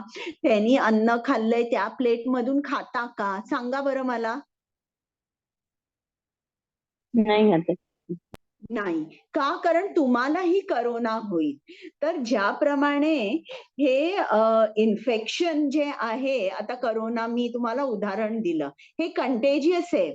संसर्ग त्याचा लागतो. त्याचप्रमाणे भक्ती जी आहे ती सुद्धा कंटेजियस आहे. म्हणजे नारद मुनींनी काय केलं, ते त्या सर्व जे आश्रमामध्ये चातुर्मासात उतरलेले जे भक्त होते त्यांची सेवा करत होता, त्यांचा संग करत होता, त्यांची ताटं धुवत होता आणि त्यांच्या अनुमतीने जे उरलेलं अन्न आहे ते खात होता. तर श्रील प्रभुपाद म्हणतात bhakti so contagious only with association of pure devotees. तुम्ही सुद्धा भक्त होता. तर आता पल्लवी माताजी पुढचं वाचायचं आहे. हे तर श्लोक सोडा, त्याच्या पुढचं वाचलं तरी येईल. साधूंशी सत्संग केल्याने. ओके माताजी. साधूंशी संग केल्याने नारदांनाही भगवंतांच्या लीलांचे श्रवण आणि कीर्तन करण्याची गोडी प्राप्त झाली. भक्ती करण्याची दृढ इच्छा त्यांच्यामध्ये निर्माण झाली. म्हणून वेदांत सूत्रामध्ये सांगितल्याप्रमाणे प्रकाशस्य कर्मण्यभ्यासात मनुष्य जर भक्तिपूर्ण सेवेमध्ये केवळ निमग्न झाला तर सर्व काही त्याला आपोआप प्रकट होते आणि प्रकट झालेले सर्व काही तो जाणू शकतो. यालाच प्रत्यक्ष असे म्हटले जाते. हरे कृष्ण. धर्मीयम हरे शब्दात कृष्ण. हा हरे कृष्ण. हा, तर हे जे सत्संग नारद मुनींना लाभला, त्यांनी या शुद्ध भक्तांची सेवा केली, त्यांनी कृष्ण लीला, कृष्ण कथा ऐकली, तर याचा डायरेक्ट अनुभव त्यांना त्याच जन्मात आला. मग पुढची कथा अशी आहे की हे जेव्हा हे नारद मुनी लहान होते, एक 5 वर्षाचे वगैरे असतील, मग त्याच्यानंतर काय झालं की त्यांच्या आईचा देहांत झाला आणि देहांत झाल्यानंतर नारद मुनींनी ती जागा सोडली आणि ते चालत चालत गेले, खूप खूप लांब गेले आणि मग त्याच्यानंतर ते झाडाखाली बसले आणि जे या शुद्ध भक्तांनी, जे साधू ऋषी आले होते, ज्यांची नारद मुनींनी सेवा केली, त्यांना सांगितलं होतं की हरिस्मरण कसं करायचं, कृष्णावर ध्यान कसं करायचं आणि जे काय कीर्तन कसं करायचं आणि कृष्ण नाम किंवा हरी नाम हे याच्यामध्ये केवढं सामर्थ्य आहे हे सर्व त्यांनी सांगितलेलं होतं. आता तुझी साधना कशी करायची हे सुद्धा त्या बालकाला सांगितलेलं होतं. आणि त्याप्रमाणे नारद मुनी साधना करू लागले आणि त्याच जन्मात त्यांना हे झालं, त्यांना आकाशवाणी ऐकू आली आणि त्या वाणीकडे ते इतके आकर्षित झाले आणि त्यांना एक ग्लिम्स म्हणजे अगदी काही खूप कमी काळ त्यांना दिसलं, त्यांना नारायणाचं दर्शन झालं. तर त्यांना अगदी काही काळ त्यांनी ती वाणी ऐकली आणि ते इतके आकर्षित झाले की ते पूर्णपणे त्या जन्मात तो जन्म झाल्यावर त्यांनी देहत्याग केल्यावर भागवतम मध्ये लिहिलेलं आहे की ऍट वन्स इमिजिएटली त्यांना दिव्य शरीर प्राप्त झालं आणि जन्म मृत्यू या चक्रातून ते सुटले. म्हणजे हा अनुभव त्यांना प्रत्यक्ष आला. तर असं जो अनन्य भक्ती करतो तो सुद्धा जन्म मरणाच्या चक्रातून सुटून त्याला कृष्णाची प्राप्ती होते. आता धर्म्यम हा अर्थ आहे. धर्म्यम म्हणजे काय? Perfection of religion. आता परफेक्शन किंवा धर्माचं पूर्णत्व म्हणजे काय की जो कृष्ण सेवेमध्ये लीन होतो त्याला म्हटलेलं आहे परफेक्शन ऑफ रिलिजन. आता इकडे बघा आपल्याला समजतं की नारद मुनी कोण होते? त्यांची आई एक कामवाली होती, दुसऱ्यांच्या घरी काम करायची. त्यांना शाळेत जाण्याची संधी मिळाली नाही. पण सुभाग्याने त्यांची आई सेवा देत होती. कुठे सेवा देत होती? एका आश्रमात जिकडे कृष्णाचे शुद्ध भक्त उतरले होते. आणि ही संधी मात्र त्या छोट्या मुलाला मिळाली. म्हणून तो जो छोटा मुलगा होता, जे नारद मुनी होते, ते पण काय करायचे? त्या सर्व जे शुद्ध भक्त होते त्यांची सेवा करायचे आणि नुसतं या साधू संघामुळे, शुद्ध भक्तांच्या संघामुळे त्यांना काय मिळालं? धर्म्यम म्हणजे परफेक्शन ऑफ रिलिजन किंवा जो सर्वात उच्च ध्येय आहे आपल्या धर्माचा तो त्यांनी मिळवला. तर केवळ सत्संगामुळे सर्व धर्मांचे परम लक्ष्य त्यांना प्राप्त झाले. तर सर्व धर्मांचे परम लक्ष्य म्हणजे कृष्णाची सेवा किंवा कृष्णाची भक्ती हे त्यांना प्राप्त झालं. तर आता आपण पुढची स्लाइड नाही आणि एक दोन शब्द आहेत वाटतं. सुसुखम कर्तुम अव्ययम. हा बरं, इकडे मला आणि एक सांगायचं होतं की नारद मुनी हे तर शाळेत गेले नाहीतच, पण कुठल्याही गुरुकुलात म्हणजे आध्यात्मिक गुरूंच्या आश्रमात सुद्धा देखील ते गेले नाही. आणि तर सांगायचं मला तुम्हाला काय आहे याच्यात की भक्ती ही इतकी प्रभावी आहे की जरी तुम्ही धार्मिक विधींचं नियमित पालन केलं नाही, गुरुकुलात जाऊन वेद शिकला नाही, तरी देखील जे धर्माची परम सिद्धी आहे किंवा हायेस्ट परफेक्शन आहे तिथपर्यंत तुम्ही केवळ साधू संघाने पोचू शकता. आणि वेदांमध्ये सुद्धा याला पुष्टी दिलेली आहे. त्यांनी काय सांगितलंय? आचार्यवान पुरुषो वेद. म्हणजे जो मनुष्य महान आचार्यांच्या संगतीत आहे तो जरी अशिक्षित असला किंवा त्याने कधीच वेद अध्ययन केलेले नसले तरी आत्मसाक्षात्काराला अवश्य असणारे सर्व ज्ञान त्याला मिळू शकते. तर हे झालं धर्म्यम. मग सुसुखम. सुसुखम म्हणजे काय? की बघा आता ही भक्ती जी आपण करतोय, ही जी प्रोसेस आहे किंवा ही जी क्रिया आहे त्याच्यामध्ये श्रवण, कीर्तन आणि स्मरण एवढंच आपण करतोय. म्हणजे इतकी सोपी आहे. तुम्हाला कुठे जा, दुसरीकडे जा किंवा आणि काही अरेंजमेंट्स करा, काही करावं लागत नाही. तुम्ही घरी बसून जप करू शकता, ऐकू शकता, लेक्चर अटेंड करू शकता. नुसतं बसून तुम्ही छान छान प्रसाद, स्वादिष्ट प्रसाद खाऊ शकता. म्हणजे इतकं करून, एवढंसं करून देखील कृष्ण जो आहे, जो अनंत ब्रह्मांड नायक आहे, तो तुमच्यावर कृपा करतो.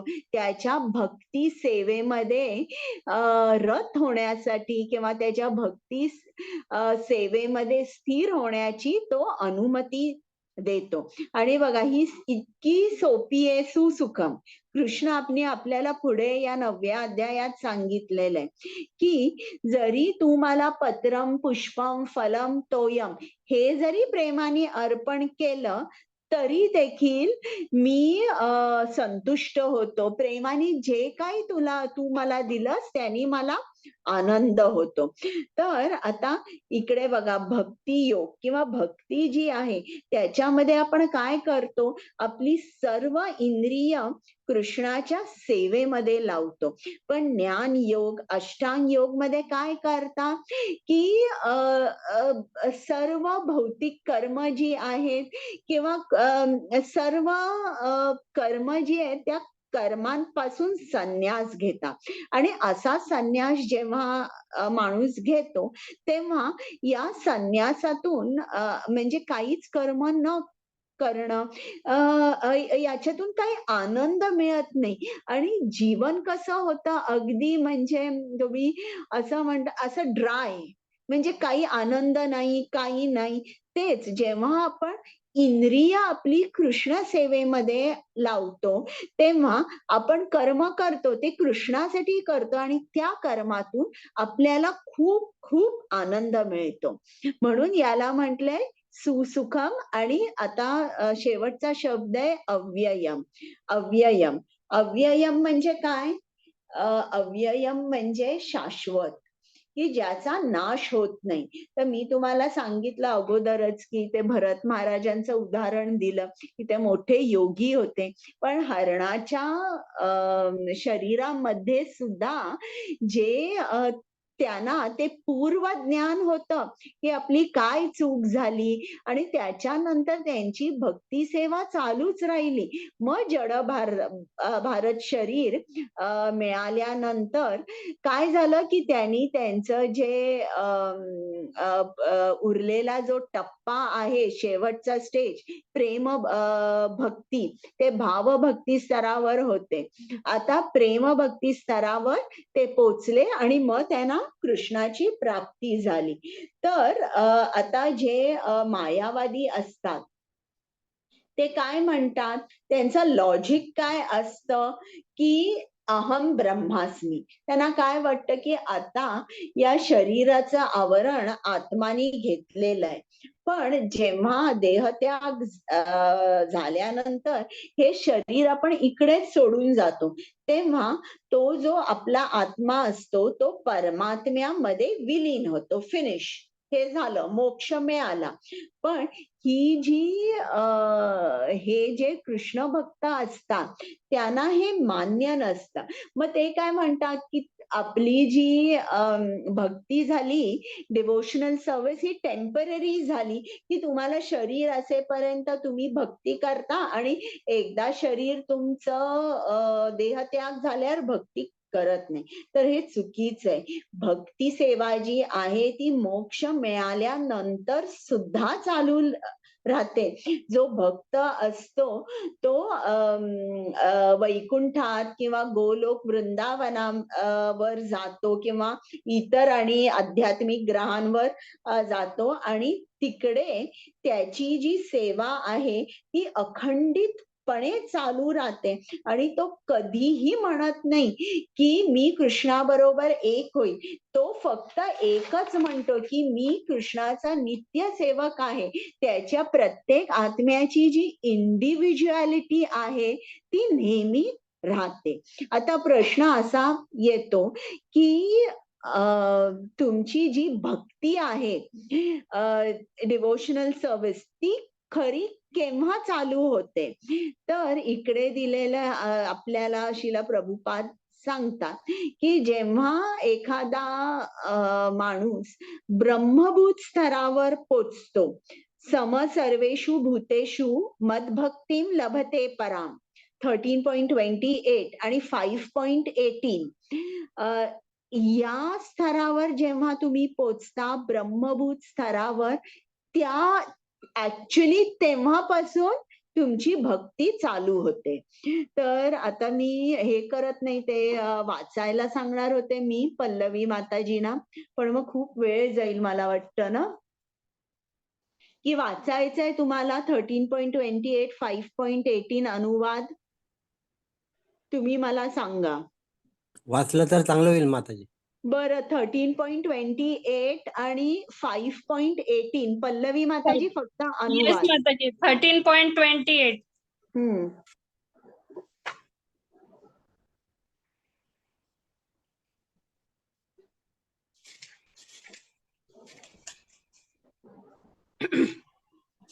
श्लोक नंबर 13.28. समम सर्वेषु भूतेषु तिष्ठान्तम परम ईश्वरम विष्णस्यस्तु आणि फक्त अनुवाद वाचा. यह पश्यति सह पश्यति. अनुवाद: जो मनुष्य सर्व देहांमध्ये जीवात्माला साथ देणाऱ्या परमात्माला पाहतो आणि जो जाणतो की नश्वर देहामधील आत्म्याचा आणि परमात्माचा कधीच विनाश होत नाही, यथार्थ रूपाने पाहतो. हरे कृष्ण. आणि 5.18 ओके माताजी.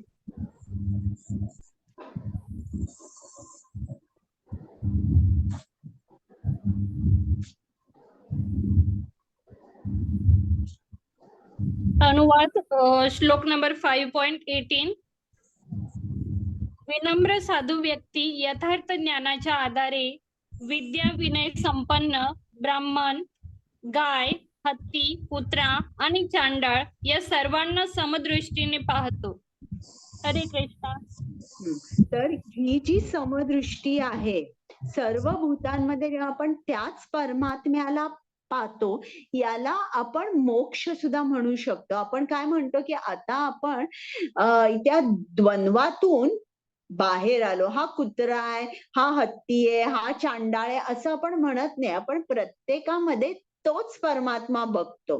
तर ही जेव्हा आपण या स्तरावर येतो, त्याच्यानंतर खरं आपण भक्तीमध्ये स्थिर होतो आणि आपली भक्ती सेवा चालू होते.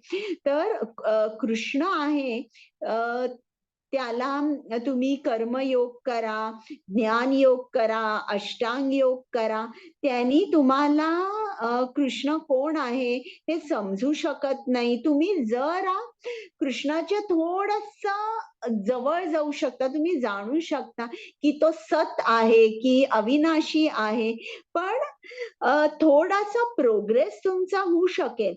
पण भक्ती योगाशिवाय तुम्हाला कृष्णाची प्राप्ती होत नाही. म्हणून कृष्णाने सांगितलंय की तुम्ही माझी अनन्य भक्ती करा. भक्ती योग कसा आहे? सुलभ आहे, सुसुखम आहे, तुम्हाला आनंद मिळेल. आता एवढं कृष्णाने सांगितलंय. पण आता त्यांनी पण एक आहे की ही भक्ती सोपी आहे, आनंदमयी आहे. पण आता तो पण काय आहे तो आपण 9.3 मध्ये बघूया. Next slide.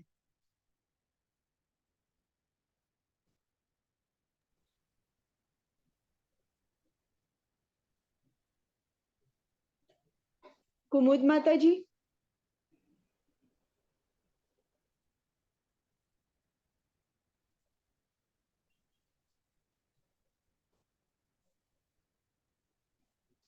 अनुवाद वाचू का माताजी डायरेक्टली? बरं, 9.3 पण कुमुद माताजीना स्लाइड तर बदलायला पाहिजे.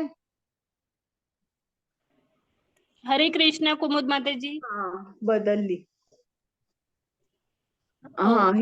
आता हे करा. Okay, sorry.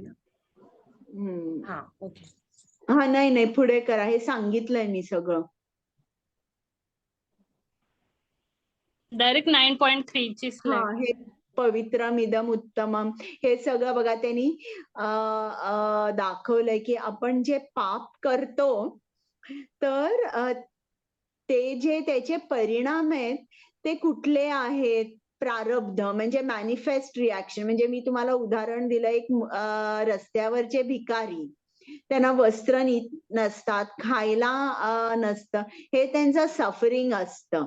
आणि दुसरं असतं अप्रारब्ध. अप्रारब्ध म्हणजे काय की त्याचे परिणाम अजून दिसून आलेले नसतात.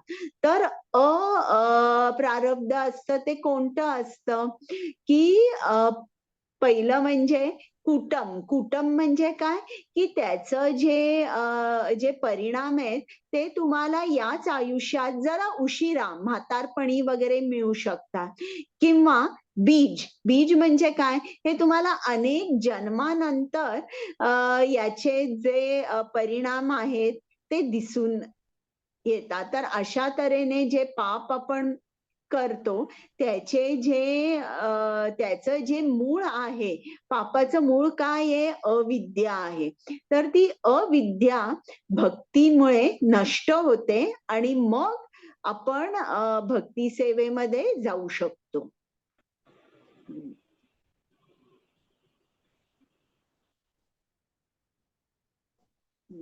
हे पण मी सांगितलंय प्रत्यक्षावगमम.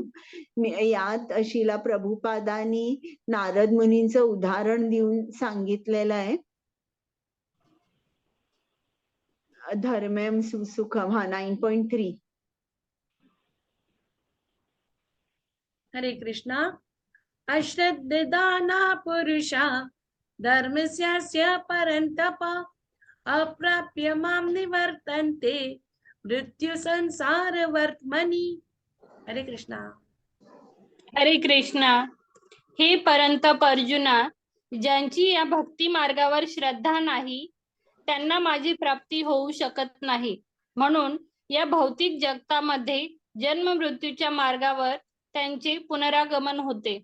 हरे कृष्णा. तर आता कृष्णाने सांगितलंय की भक्ती योग, माझी भक्ती करणं खूप सोपं आहे, खूप आनंदमयी आहे. तुम्हाला ही राजविद्या आहे, तुम्हाला ही अविनाशी आहे, हे शाश्वत ज्ञान आहे. पण एवढं सगळं सोपं, सुलभ, सुसुखम सगळं आहे. पण त्यांनी सांगितलंय की जे श्रद्धाहीन आहे, ज्यांना श्रद्धा नाहीये, त्यांना माझी प्राप्ती कधीच होऊ शकत नाही. तर आपल्याला लक्षात येतं की मुख्य एलिमेंट काय आहे की श्रद्धा आहे. हा पुढची स्लाइड घ्या. हा सगळ्यात महत्वाचं काय आहे, श्रद्धा. मग श्रद्धा ही कशी निर्माण होते. श्रद्धा निर्माण होण्यासाठी एक आपण म्हणूया कॅटलिस्ट आहे. त्या कॅटलिस्टचं नाव काय, साधू संग. तुम्ही साधू संग केल्यामुळे तुमची जी श्रद्धा आहे ती अणिक दृढ होत जाते. आता समजा जर आपल्याला असं वाटत असेल की मी रोज जप करते, मी रोज प्रार्थना करते, परंतु माझी प्रगती होत नाहीये, असं जर तुम्हाला वाटत असेल तर तुम्ही लक्षात घ्या की प्रगती का होत नाहीये. की मी हे भक्ती मध्ये जे शिला प्रभुपादांनी सांगितलंय त्या नियमांचं पालन करते का. हो मी करते. मग माझी श्रद्धा कशी आहे, माझी श्रद्धा डळमळीत आहे, स्ट्रॉंग नाहीये. मग का स्ट्रॉंग नाहीये, मग इकडे आपण काय करायचं, साधू संग घ्यायचा, जे भक्त आहेत त्यांच्या बरोबर आपण संग करायचा. मग यांनी आपली प्रगती कशी होते बघा. जेव्हा आपण साधू संग करतो तेव्हा आपण काही आपल्या मनातल्या गोष्टी त्यांच्याकडे बोलतो, त्यांना विचारतो की माझी श्रद्धा तुझ्यासारखी दृढ नाहीये, मी काय केलं पाहिजे. मग ते आपल्याला काही ड्रॉबॅक्स आपल्यामध्ये सांगतात किंवा आपण आणि काय केलं पाहिजे हे सांगतात. आणि अशा तऱ्हेने हळूहळू आपण सुधरत जातो. आणि चॅन्टिंग सुद्धा त्या संघात असल्यामुळे चॅन्टिंग सुद्धा आपलं वाढतं आणि आपलं हृदय जे आहे ते साफ होत राहतं. चेतो मार्जनम दर्पणम म्हणजे काय होतं की जस जसं आपण जप आपला वाढवतो तेव्हा आपलं जे हृदय आहे ते साफ साफ म्हणजे चित्त शुद्धी होत राहते आणि मग आपली प्रगती आपल्याला दिसते. आता आता त्यांनी इकडे सांगितलंय की जे कृष्ण भावना भावित जीवन जगतायत ते 3 प्रकारची माणसं त्यांनी सांगितले. फर्स्ट क्लास, सेकंड क्लास आणि थर्ड क्लास. आता जे थर्ड क्लास कृष्ण भावना भावित जीवन जगत आहेत, हे जे 3ऱ्या श्रेणीची लोक आहेत ते कसे असतात? त्यांच्यामध्ये त्यांची श्रद्धा भक्कम नसते. तुम्हाला ते दिसतायत की ते भक्ती सेवेमध्ये रत आहेत, परंतु ते कधीच परम उच्च सिद्ध अवस्था प्राप्त करू शकत नाही. आणि भक्ती त्यांची डळमळीत असल्यामुळे कालांतराने ते भक्ती मार्गापासून पतित होतात. हे का होतं? कारण ते दृढ निश्चयी नसतात, निश्चयी नसतात, श्रद्धा कमी असते. श्रद्धा कमी असल्यामुळे त्यांचा निश्चय सुद्धा कमी असतो आणि त्यांना अवघड वाटतं कृष्ण भावना भावित जीवनात राहणं. मग काही जण काय करतात, काही काळ येतात, ते काही काळ आल्यानंतर मग ते बघतात मला काय फायदा झाला, मला काय फायनान्शियल गेन झाले का, किंवा मला काय मिळालं, आणि त्यावर ते हे करतात नाही ठीक आहे मला काही खास मिळालं नाही, आणि मग ते कृष्ण भावना भावित जीवन जगत नाही. तर तुम्ही बघा इकडे सुद्धा इस्कॉन मध्ये किती जण येतात, कालांतराने म्हणतात हो आम्ही जुडले होतो पण आता मात्र आम्हाला वेळ नाही मिळत, अशी काहीतरी ती सबबी सांगून ते हे कृष्ण भावना भावित जीवन जगू शकत नाही. मग हे का असतं? त्यांची श्रद्धा ही डळमळीत का असते? कारण ते अज्ञानी असतात. त्यांना परफेक्ट नॉलेज, जसं भागवतम मध्ये सांगितलंय, भगवद्गीतेमध्ये सांगितलंय, हे ज्ञान त्यांना पूर्णपणे मिळत नाही. किंवा जरी त्यांनी ते ऐकलेलं असलं तरी काय होतं, त्यांना अनेक शंका असतात, त्या शंकांचं निरसन करून घेत नाही. आणि मग काय होतंय, संशय आत्मा विनश्यती, म्हणजे जो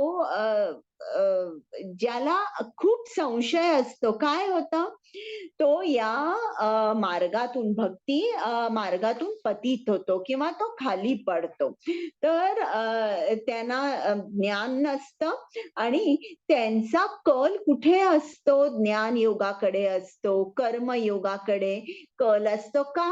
कारण इकडे त्यांचं जे त्यांच्या ज्या शंका आहेत, त्यांचा जो संशय आहे, ते एका प्रगत भक्ताकडे जाऊन त्याचं निरसन करत नाही.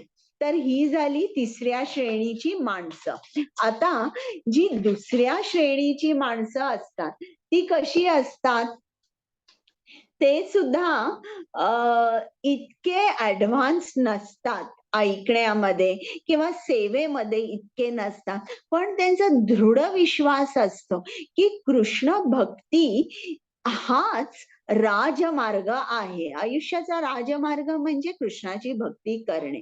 आणि त्यांचा दृढ निश्चय असल्यामुळे ते काय करतात, जे कृष्ण भक्त असतात त्यांच्या बरोबर संग करतात.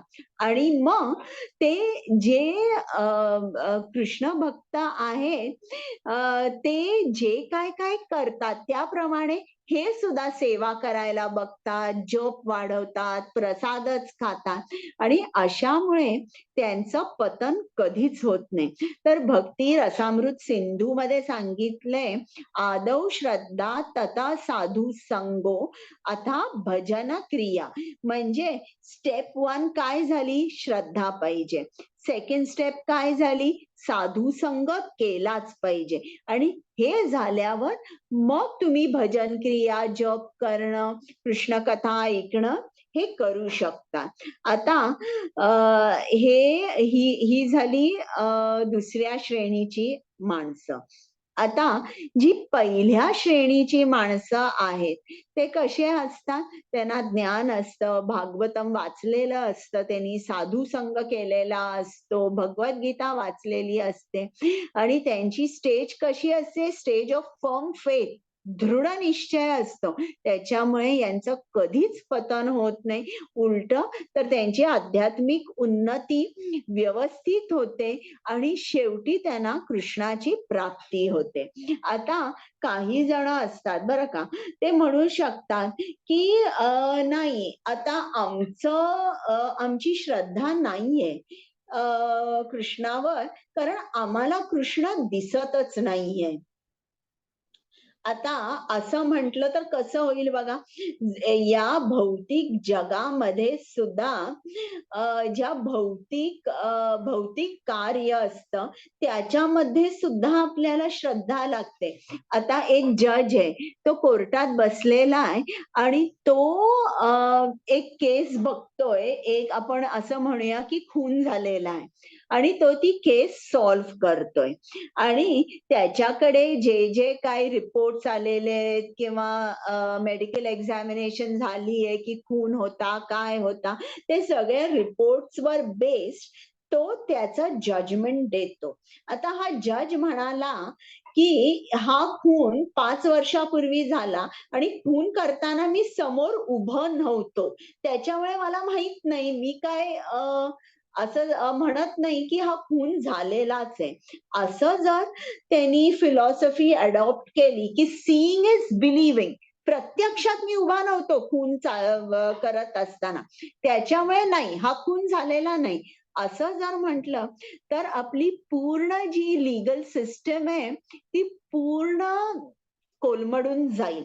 त्याचप्रमाणे आपल्याला सुद्धा शास्त्रामध्ये जे प्रमाण दिलेलं आहे त्याच्यावरून आपल्याला आपली श्रद्धा तिकडे घालावी लागते. आणि श्रद्धा ठेवण्यासाठी तुम्हाला साधू संग लागतो, तुम्हाला भक्तांचं मार्गदर्शन लागतं. प्रत्येक भक्त त्यांचे जेव्हा तुम्हाला अनुभव सांगतील तेव्हा तुमची श्रद्धा आणि दृढ अशी होत राहील. तर एकदा एक राजा होता आणि त्याच्याजवळ एक साधू आला आणि राजाने साधूला सांगितलं की मला परमेश्वरामध्ये विश्वास नाहीये, मी कृष्णाला बघितलेलंच नाहीये, मग मी कसं मानू की तो आहे? आज माझ्या या प्रश्नाचं उत्तर द्या. मग साधूनी सांगितलं, ठीक आहे, एक गाय इकडे आण. मग या राजाने शिपायाला सांगितलं आणि गाय आणली आणि त्या गायीला त्या साधूनी त्या शिपायानं सांगितलं, याचं दूध काढ या गायीचं आणि मला बोलमध्ये दे.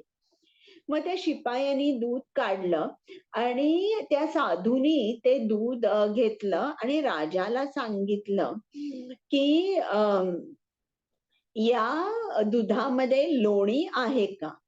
राजा म्हणाला, हो आहे लोणी. साधू म्हणाला, पण मला दिसत नाहीये, म्हणजे लोणी नाहीये.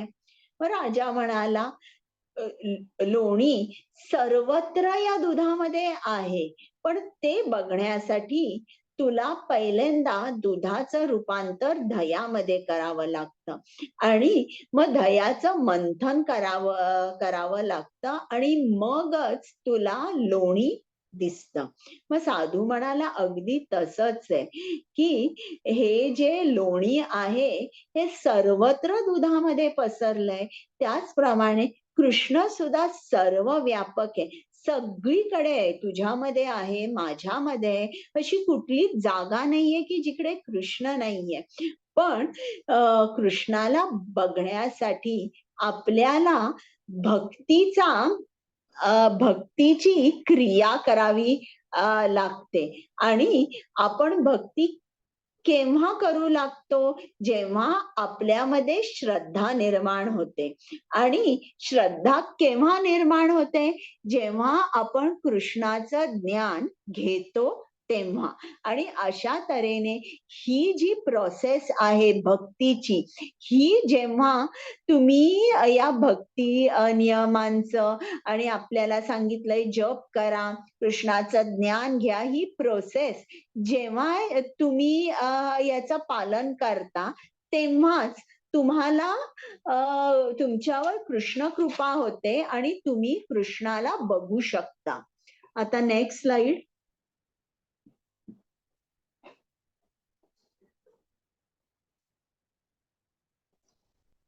हा, आता आपल्याला कृष्ण त्याच्याबद्दलचं ऐश्वर्य ज्ञान जे आहे, त्याच्या ऐश्वर्याचं ज्ञान, ज्याला आपण अचिंत्य भेदाभेद तत्व म्हणतो, ते आपल्याला आता पुढच्या श्लोकांमध्ये समजणार आहे.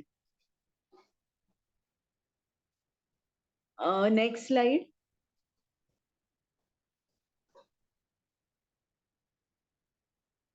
येस माताजी. मया ततमिदं सर्वं जगत् अव्यक्तमूर्तिना मत्स्थानि सर्वभूतानि न चाहं तेष्वस्थितः. हरे कृष्ण. हरे कृष्णा. मी माझ्या अव्यक्त रूपाद्वारे हे सर्व जग व्यापले आहे.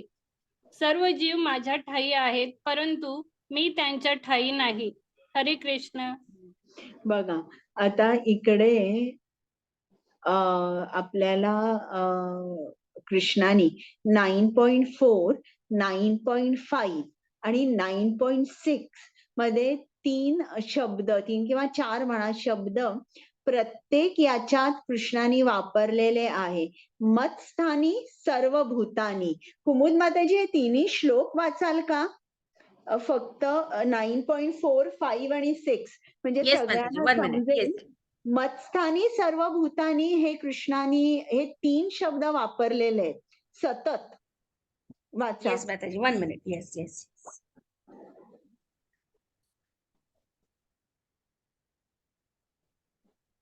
येस.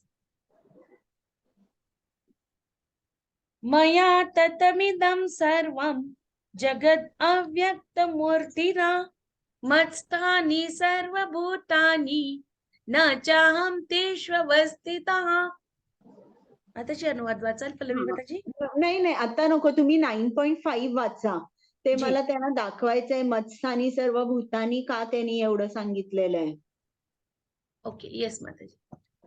न च मत्स्थानि भूतानि पश्य मे योगम ऐश्वरम भूतभृन्न च भूतस्थः ममात्मा भूत भावनः. श्लोक क्रम 6.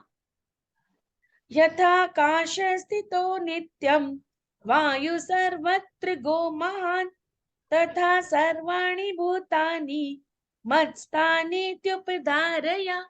हरे कृष्ण. बघा, म्हणजे या तिन्ही श्लोकांमध्ये कृष्णाने सांगितलंय मत्स्थानी सर्व भूतानी. सर्व भूतांमध्ये मी आहे किंवा मी सर्वांचा आधार आहे.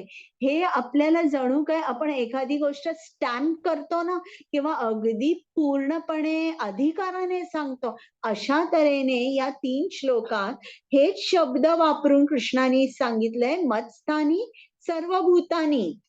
मी सर्वांमध्ये आहे. मग तरी देखील आपल्याला कृष्ण दिसतो का? तो सगळीकडे आहे. मग का आपल्याला त्याला पण का पाहू शकत नाही? कारण आपली जी ही स्थूल इंद्रिय आहे, स्थूल इंद्रियानी आपण कृष्णाला पाहू शकत नाही.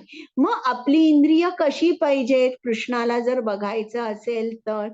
ब्रह्मसंहिता 5.38 मध्ये दिलंय, प्रेमांजन छुरित भक्त विलोचनेन संतः सदैव हृदयेषु विलोकयन्ति. म्हणजे कृष्ण जो आहे, जेव्हा तुम्ही प्रेमांजन घालता, जेव्हा तुम्ही प्रेम भावाने भक्ती करता, त्यात प्रेम असणं खूप महत्वाचं आहे. प्रेमाने जेव्हा तुम्ही भक्ती करता अशा भक्तावर कृष्ण कृपा करतो आणि मगच आपण कृष्णाला बघू शकतो. आणि तोपर्यंत जरी तो सर्वत्र आहे तरी आपण त्याला बघू शकत नाही. म्हणून ते सांगण्यासाठी त्यांनी म्हटलंय अव्यक्त मूर्तीना, की तुम्ही बघू शकत नाही मला, मी सगळीकडे असून सुद्धा मी अव्यक्त राहतो. मी तुमच्या स्थूल इंद्रियांना दिसू शकत नाही. आता हे आपलं पूर्ण जे ब्रह्मांड आहे ते एक कॉम्बिनेशन आहे. कुठल्या दोन शक्तींचं? कृष्णाची पराशक्ती म्हणजे जे जीवात्मे असतात ते, आणि अपराशक्ती म्हणजे भूमी, अग्नी, जल, वायू वगैरे. तर या दोन शक्त्यांचं कॉम्बिनेशन म्हणजे हे पूर्ण ब्रह्मांड आहे. आणि ज्याप्रमाणे सूर्यप्रकाश सर्वत्र पसरलेला असतो, त्याचप्रमाणे कृष्णाची जी शक्ती आहे ती त्याच्या पूर्ण ब्रह्मांडामध्ये पसरलेली आहे. आणि ही सृष्टी त्याच्याच शक्तीच्या आधारावर राहिली आहे. आता जर आता याचं कन्क्लुजन म्हणून कोणी असं म्हणू शकत नाही की कृष्ण सर्वव्यापी आहे, सर्वत्र आहे, म्हणजे त्याचं वैयक्तिक रूप नाहीये. कृष्णाने काय सांगितलंय की मी सर्वत्र आहे, सर्व गोष्टी माझ्यामध्ये, पण तरीही मी अलिप्त आहे. आता ज्याप्रमाणे शिला प्रभुपादांनी उदाहरण दिलंय की आता एक राजा असेल, त्या राजाचे अनेक मंत्री आहेत आणि ते मंत्री राज्यकारभार चालवतात. आता ज्याप्रमाणे आपले प्राईम मिनिस्टर आहे, मग एक फायनान्स, एक डिफेन्स डिपार्टमेंट, एक हेल्थ डिपार्टमेंट, एक एज्युकेशन डिपार्टमेंट, असे डिपार्टमेंट खूप आहेत. पण ते प्राईम मिनिस्टर प्रत्येक डिपार्टमेंटमध्ये नसतात, पण हे सगळे डिपार्टमेंट्स का चालू आहेत? प्राईम मिनिस्टरच्या पॉवर मुळे, त्यांच्या अध्यक्षतेखाली हे चालू आहे. तर हे एक स्थूल उदाहरण झालं सांगायला की कृष्ण सर्वत्र आहे, परंतु तो अलिप्त सुद्धा आहे. आता आपण 9.5 बघूया.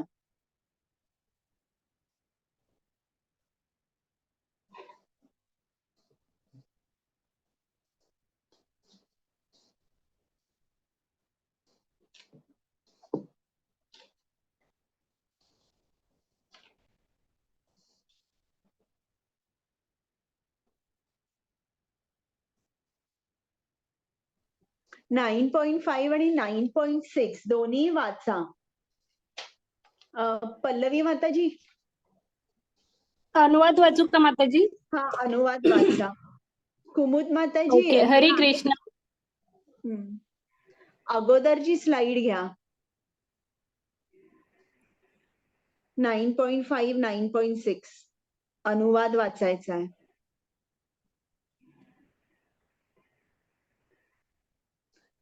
तुम्ही चालू करा वाचायला पल्लवी माताजी. ओके माताजी. ओके माताजी. हरे कृष्ण. अनुवाद 9.5. तरीही सर्व सृष्ट पदार्थ माझ्यामध्ये स्थित नाहीत. माझे हे योग ऐश्वर्य पहा. जरी सर्व जीवांचा पालन पोषण करता आणि सर्व व्यापी मी आहे, तरी सुद्धा मी या व्यक्त सृष्टीचा अंश नाही. मी स्वतः सर्व सृष्टीचे उगम स्थान आहे. हरे कृष्ण. अनुवाद श्लोक नंबर 9. ज्याप्रमाणे सर्वत्र वाहणारा बलशाली वायू सदैव आकाशामध्ये स्थित असतो, त्याप्रमाणे सर्व सृष्ट प्राणी माझ्यामध्ये स्थित असल्याचे जाण. हरे कृष्ण. बघा, आता इकडे परस्पर ज्या विपरीत गोष्टी आहेत ना, तर त्या इकडे कृष्णाने सांगितलंय की जरी तो सर्वांचा पालन पोषण करता सर्वव्यापी आहे, तरी तो या सृष्टीचा अंश नाहीये. तो सर्वत्र आहे, सर्वव्यापी आहे, सर्वांचा पालन पोषण करता आहे, पण तरी सर्वव्यापी असून देखील तो या सृष्टीचा अंश नाही असं. मग आपल्याला म्हणजे हे जे परस्पर विपरीत जी विधानं आहेत, यांनी आपल्याला आपल्यासारख्या भक्तांना याची कल्पना करणं जरा अवघड आहे. कारण आपल्याला आपली जशी जशी चित्तशुद्धी होत जाते तसं तसं आपल्याला हे जे अचिंत्य भेदाभेद तत्व आहे हे समजत जातं. पण तरीही ते समजण्यासाठी एक स्थूल परत तुम्हाला मी उदाहरण देते आणि मग तुम्हाला मी सांगते की आता बघा, दूध आपण दुधाचं दही करतो, दह्याचं लोणी आणि लोण्याचं तूप. तर दही, दूध, तूप, लोणी, दूध नाही, दही, लोणी, तूप हे या सर्वांचा उगम म्हणजे दूध असतं. दुधांपासून हे आपल्याला सगळे प्रकार मिळतात. आता मी असं म्हटलं तर तुपामध्ये दूध आहे, हे जे मी स्टेटमेंट केलं हे चुकीचं होऊ शकतं का? सांगा मला. नाही माताजी. नाही, कारण जर दूध नसेल तर तूप करताच येणार नाही, त्याचं अस्तित्वच राहणार नाही. समजलं तुम्हाला? तर ज्याप्रमाणे दूध हे तुपात सुद्धा आहे, पण दूध हे वेगळं आहे तुपापेक्षा. अगदी त्याचप्रमाणे कृष्णाने सांगितलेलं आहे की मी सर्वव्यापी आहे, तरीही मी या सृष्टीचा अंश नाहीये आणि किंवा तरीही मी या सृष्टीपासून अलिप्त आहे. आता इकडे दुसऱ्या 9.6 मला वाटतं मध्ये 5 मध्ये कृष्णाने सांगितलंय मी सर्व जीवांचा पालन पोषण करता आहे. पण तिकडे परत त्यांनी असं सांगितलंय की मी या व्यक्त सृष्टीचा अंश नाहीये. म्हणजे लक्षात घ्या की कृष्णाच्या इच्छेनेच हे पूर्ण जग निर्माण होतं, पालन पोषण या ब्रह्मांडाचं होतं आणि संहारही होतो. म्हणजे केवळ त्याच्या इच्छेने सर्व काही होतं, त्याला पर्सनली तिकडे राहावं लागत नाही. आता हे सगळं हे अचिंत्य भेदाभेद तत्व समजायला अवघड आहे. त्यासाठी कृष्णाने एक उदाहरण दिलंय 9.6 मध्ये की ज्याप्रमाणे वारा सर्वत्र वाहतो. आता या सृष्ट जगामध्ये प्रचंड आणि महाकाय सृष्टी म्हणजे आपण म्हणू शकतो आकाश आहे बरं. आता या आकाशामध्ये वारा आहे, वायू आहे, जो इकडून तिकडे पळत असतो, फिरत असतो. आता आपण इमॅजिन करूया, कल्पना करा की आकाश एक इन्व्हर्टेड बोल आहे. एक तुम्ही बोल घेतला आणि उलटा केला तर समजा की तो आकाश आहे आणि या आकाशात वारा किंवा वायू आहे. आता आकाश हा वायूपासून अलिप्त आहे. आकाश वायूच्या हालचालींपासून सुद्धा अलिप्त आहे. आता हा जो वायू आहे हा आकाशामध्ये एकदम स्वतंत्रपणे विहार करत असतो, कुठेही जात असतो. पण आकाशाने त्याची जी एरिया आहे, मुवमेंटची जी एरिया आहे त्या वायूची त्याच्यावर लिमिटेशन आणलेलं आहे की तू माझ्या पलीकडे जाऊ नाही शकत, पण अमक्या एरियामध्येच तू वाटेल तसा वाहू शकतोस. तर त्याचप्रमाणे कृष्णाने काय केलेलं आहे की हे ब्रह्मांड तयार केलेलं आहे. मटेरियल वर्ल्ड तयार केलेलं आहे. याच्यामध्ये जो बद्ध जीव आहे तो अनेक कर्म करू शकतो. त्या कर्मामध्ये कृष्ण अजिबात इंटरफिअर करत नाही आणि ही त्या जीवात्म्याची एक आपण म्हणतो तशी फ्री विल असते. त्याला हवी ती तो कर्म करतो आणि कृष्ण कसा असतो, तो पूर्ण अलिप्त असतो. जे काही कर्म जे जीव करतायत त्याचा तो फक्त साक्षीदार असतो आणि तो अलिप्त असतो. आणि तरी देखील जीव कसा असतो, तो एका अर्थाने कृष्णावर परावलंबी असतो आणि एका तऱ्हेने तो स्वतंत्रही असतो. म्हणजे लक्षात आलं हे अचिंत्य भेदाभेद तत्व आपण पूर्णपणे कृष्णावर डिपेंडेंट असतो. ऍट द सेम टाइम आपण स्वतंत्रही असतो. तर हे जे आहे याला अचिंत्य भेदाभेद तत्व म्हणतात. हे जशी जशी आपली भक्ती प्रोग्रेस होते तसं तसं आपल्याला समजायला सोपं जातं. पण आता ही जी मी तुम्हाला उदाहरणं दिलेली आहेत ही अतिशय स्थूल उदाहरणं देऊन मी तुम्हाला सांगितलेलं आहे. आता आपल्याला अनेक उपनिषदांपासून समजतं. आता इकडे त्यांनी एक सूर्याचं उदाहरण दिलंय 9.6 पल्लवी माताजी शेवटचा पॅरेग्राफ. हा श्लोक म्हणजे सूर्याच्या परिभ्रमणाचे वर्णन आहे. हे एक उदाहरण आपण बघूया की सर्व जे काही या ब्रह्मांडात आहे हे कृष्णाच्या अध्यक्षतेखाली आहे. म्हणजे जरी स्वतंत्र जरी आपण असलो तरी आपला अल्टिमेट कंट्रोलर हा कृष्णच आहे. वाटतं का? हो माताजी, लास्ट श्लोक ना? हा ओके. श्लोक म्हणजे ओके माताजी, ओके. तात्पर्य शिल प्रभुपाद द्वारा शिल प्रभुपाद की जय. हा श्लोक म्हणजे सूर्याच्या परिभ्रमणाचे वर्णन आहे. असे सांगितले जाते की सूर्य हा भगवंतांचा एक नेत्र आहे आणि प्रकाश व उष्णता प्रसारण करण्याची त्याच्यामध्ये अपरिमित शक्ती आहे. तरीही श्री गोविंदांच्या इच्छा आणि आज्ञेनुसार तो आपल्या कक्षेत भ्रमण करीत असतो. कळून येते की अद्भुत आणि प्रचंड वाटणारी ही भौतिक सृष्टी पूर्णपणे भगवंतांच्या नियंत्रणाखाली कार्य करते. या अध्यायाच्या पुढील श्लोकामध्ये या संबंधित अधिक विस्तृत वर्णन करण्यात आले आहे. हरे कृष्ण. तर असं आपल्याला समजतं की सूर्य, वायू हे सर्व जे काय या कृष्णाच्या शक्त्या आहेत त्या कृष्णाच्या अध्यक्षतेखाली काम करत असतात. आता 7वा अनुवाद वाचा पल्लवी माताजी. हो माताजी, आणि तात्पर्य पण वाचू का माताजी? म्हणजे कंटिन्यू होईल आधीचं तात्पर्य आणि हे तात्पर्य.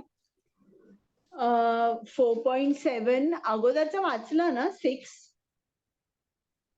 ज्याप्रमाणे. माताजी, हो. हा मग आता 7च वाचा बरं. 7 ओके. आणि 7, 8 आणि 9 घेतलंय का? चालेल, 7, 8, 9 वाचा. ओके. अनुवाद 9.7 अनुवाद.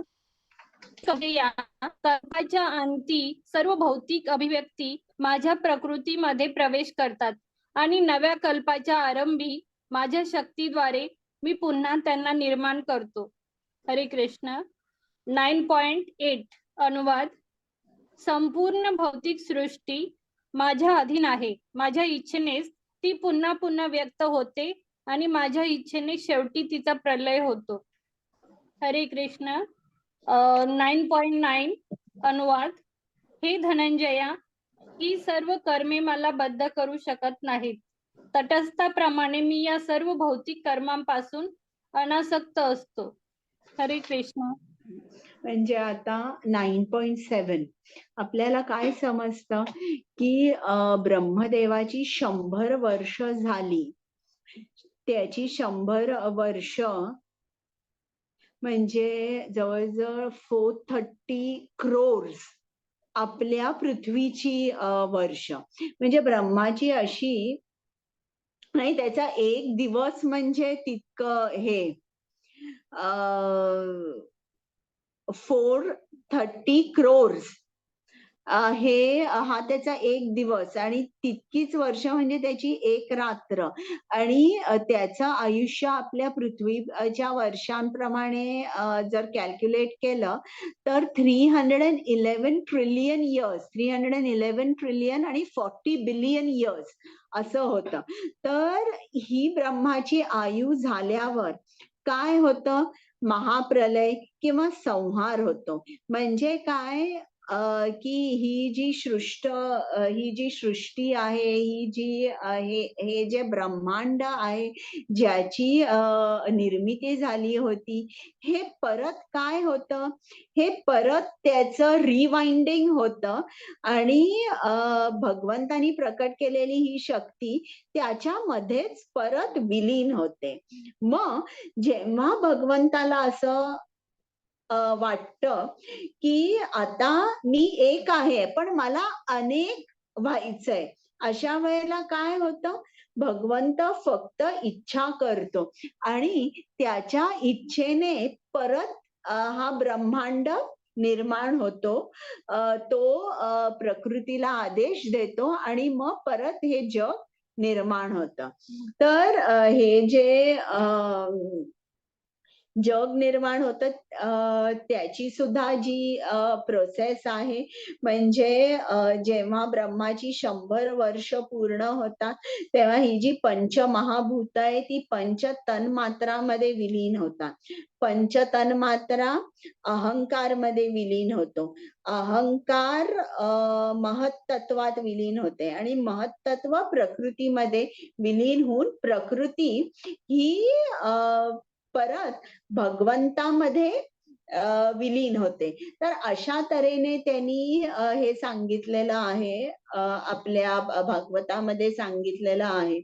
आणि इकडे पुढे 9.8 मध्ये कृष्णाने सांगितलंय की बघा आपण हे जी पूर्ण सृष्टी आहे याचा जो नाश होतो किंवा उत्पत्ती होते हे पूर्ण कृष्णाच्या इच्छेनुसार होत असतं. आता इकडे ना एक 9.8 मध्ये त्यांनी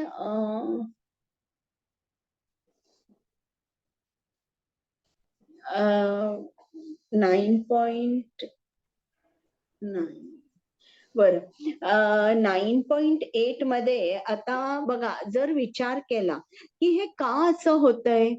कृष्ण एकसारखा जग निर्माण करतोय, एकसारखा विनाश करतोय, असं का होतंय? तर हे आणि एवढं या ब्रह्मांडामध्ये केवढे स्ट्रिक्ट नियम आहेत. आपण या तमोगुणात, रजोगुणात, सत्वगुणामध्ये अशा घट्ट तऱ्हेने बांधले जातो. तर हे का असं होतंय? तर हे का होतंय? कृष्ण केवळ आपल्याला शुद्धीवर आणण्यासाठी हे करतोय की आपण प्रश्न आपल्याला विचारावा की मी का एकसारखं जन्म मृत्यू या चक्रातून जातोय?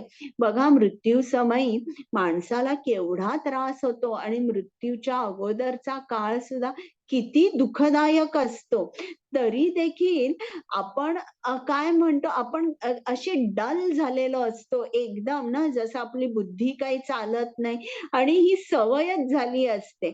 आणि हे इतकं जन्म हे चालू असतं की आपण हे काही चेंज ऑफ शरीर जे असतं ना, चेंज ऑफ बॉडीज, हे सिरियसली घेतच नाही.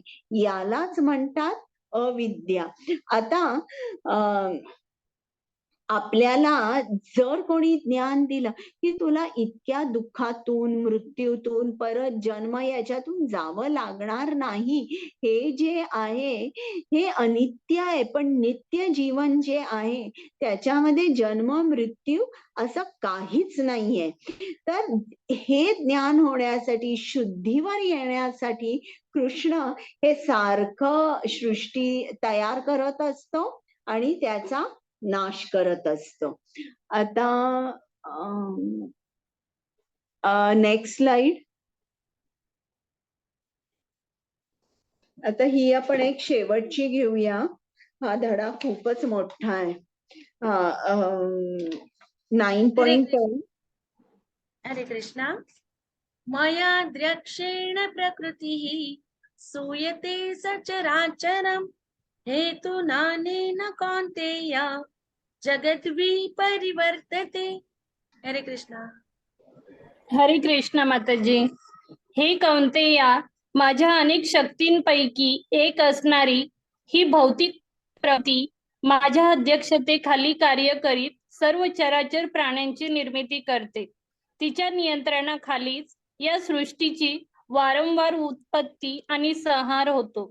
हरे कृष्ण. आणि याच्या अगोदरचा आणि एक श्लोक आहे 9.9. तर त्याच्याबद्दल मला वाटतं मी सांगितलं नाही की कृष्ण या जगाचा निर्माण करतो, विनाश करतो. केवढं मोठं कार्य तो करत असतो. पण तरीही त्यांनी कुठलंही कर्म केलं तरी तो कर्मबंधनात कधीच अडकत नाही. का नाही अडकत तो? कारण तो न्यूट्रल असतो. याला उदासीन म्हटलेलं आहे. कसा असतो? न्यूट्रल असतो. आणि कसा असतो? पूर्ण अलिप्त असतो. या ज्या भौतिक कर्म आहे त्याच्यापासून पूर्ण अलिप्त असतो. आता न्यूट्रल असतो. न्यूट्रल असतो म्हणजे कसा? आता जर तुम्हाला उदाहरण द्यायचं असेल तर जेव्हा आपण बद्ध असतो, कशाने आपण बद्ध होतो या जगाकडे? आपल्या वासना असतात, आपल्या मनामध्ये द्वंद्व असतात, त्यांनी आपण बद्ध होतो. पण कृष्ण कसा आहे? त्याच्या मनामध्ये वासना नसतात, अटॅचमेंट नसतात. तो नेहमी आनंदात असतो. आणि कसा असतो? त्याचा आनंद नेहमी वाढणारा असतो. तो आत्माराम असतो. त्याच्यामुळे त्याला दुसऱ्यांवर डिपेंडंट होण्यासाठी, दुसऱ्यांकडून मला आनंद मिळणार आहे असं त्याला काही नसतं.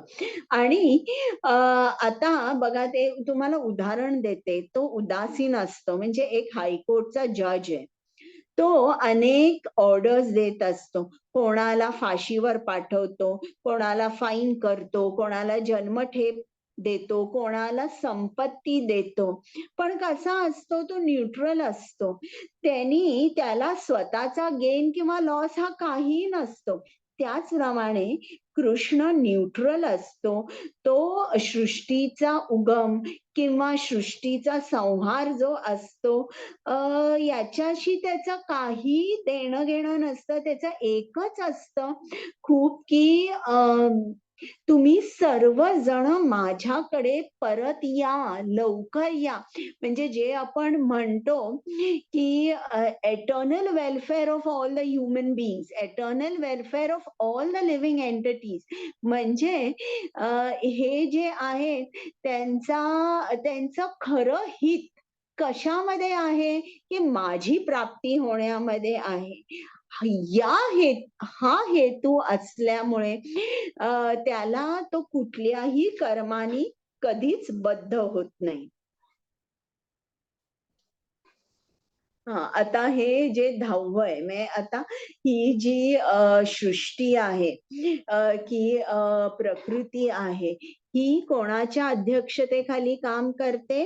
कृष्णाच्या अध्यक्षतेखाली काम करते. तर जे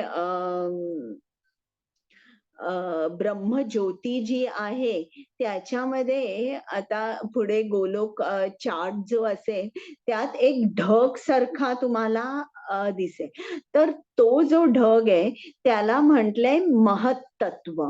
तर महत्तत्व मध्ये सगळे रॉ इन्ग्रेडियंट्स असतात सृष्टी निर्माण करण्यासाठी. ज्याप्रमाणे आता मला चहा करायचा असेल, मला काय लागतं? दूध लागतं, साखर लागते, चहा लागतो, चहाचा पाला लागतो, पाणी लागतं आणि गॅस लागतो. तर हे झाले रॉ इन्ग्रेडियंट्स. पण हे सगळं ठेवलं मी तर चहा तयार नाही होणार. मला जावं लागतं, गॅस लावावा लागतो, दूध ठेवावं लागतं तापायला, पाणी ठेवावं लागतं, साखर घालावी लागते, मग चहा घालावा लागतो उकळलं की, तर मग चहा होतं. त्याप्रमाणे हे जे महत तत्व आहे ना, यामध्ये सगळे रॉ इन्ग्रेडियंट्स असतात सृष्टी तयार करण्यासाठी. मग या महत तत्वामध्ये कृष्णाचा पहिला पुरुष अवतार जे महाविष्णू आहेत ते या महत तत्वामध्ये जातात आणि महत तत्वामध्ये ते कर्णोदक सागरामध्ये स्थित असतात आणि ते या हे जे रॉ इन्ग्रेडियंट्स आहे जे आपण महत तत्व मी त्याला म्हणते, या महत तत्वात म्हणजे जी प्रकृती असते अनमॅनिफेस्टेड किंवा मूळ प्रकृती असते तिच्याकडे ते नुसतं बघतात आणि नुसतं एक नजर टाकल्यावर ती त्या प्रकृतीचं एक्सपान्शन चालू होतं. मग ते 3 गुण रजोगुण, सत्वगुण, तमोगुण हे व्यक्त होतात, अहंकार व्यक्त होतो, मग एक एक पंचमहाभूत निर्माण होतात. अशा तऱ्हेने तिचं एक्सपान्शन होतं आणि मग या सृष्टीचं या ब्रह्मांडाचा हा ब्रह्मांड निर्माण होतो.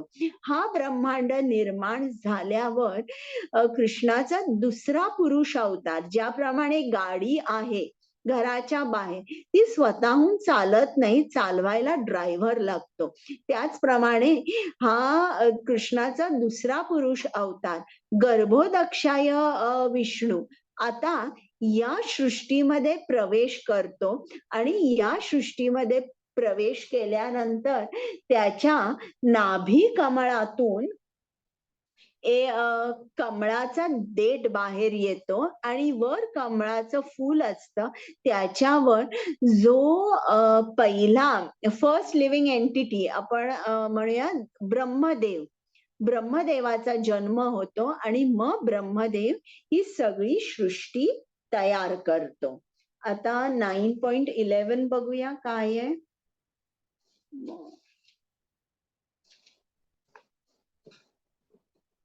आणि मग आपण थांबूया. बरं, आता हा दुसरा सेक्शन आहे ना आपण उद्या घेऊया. 4:15 झाले. बरं, तुम्हाला समजला का मी आज काय सांगत होते की जरा अवघड वाटलं?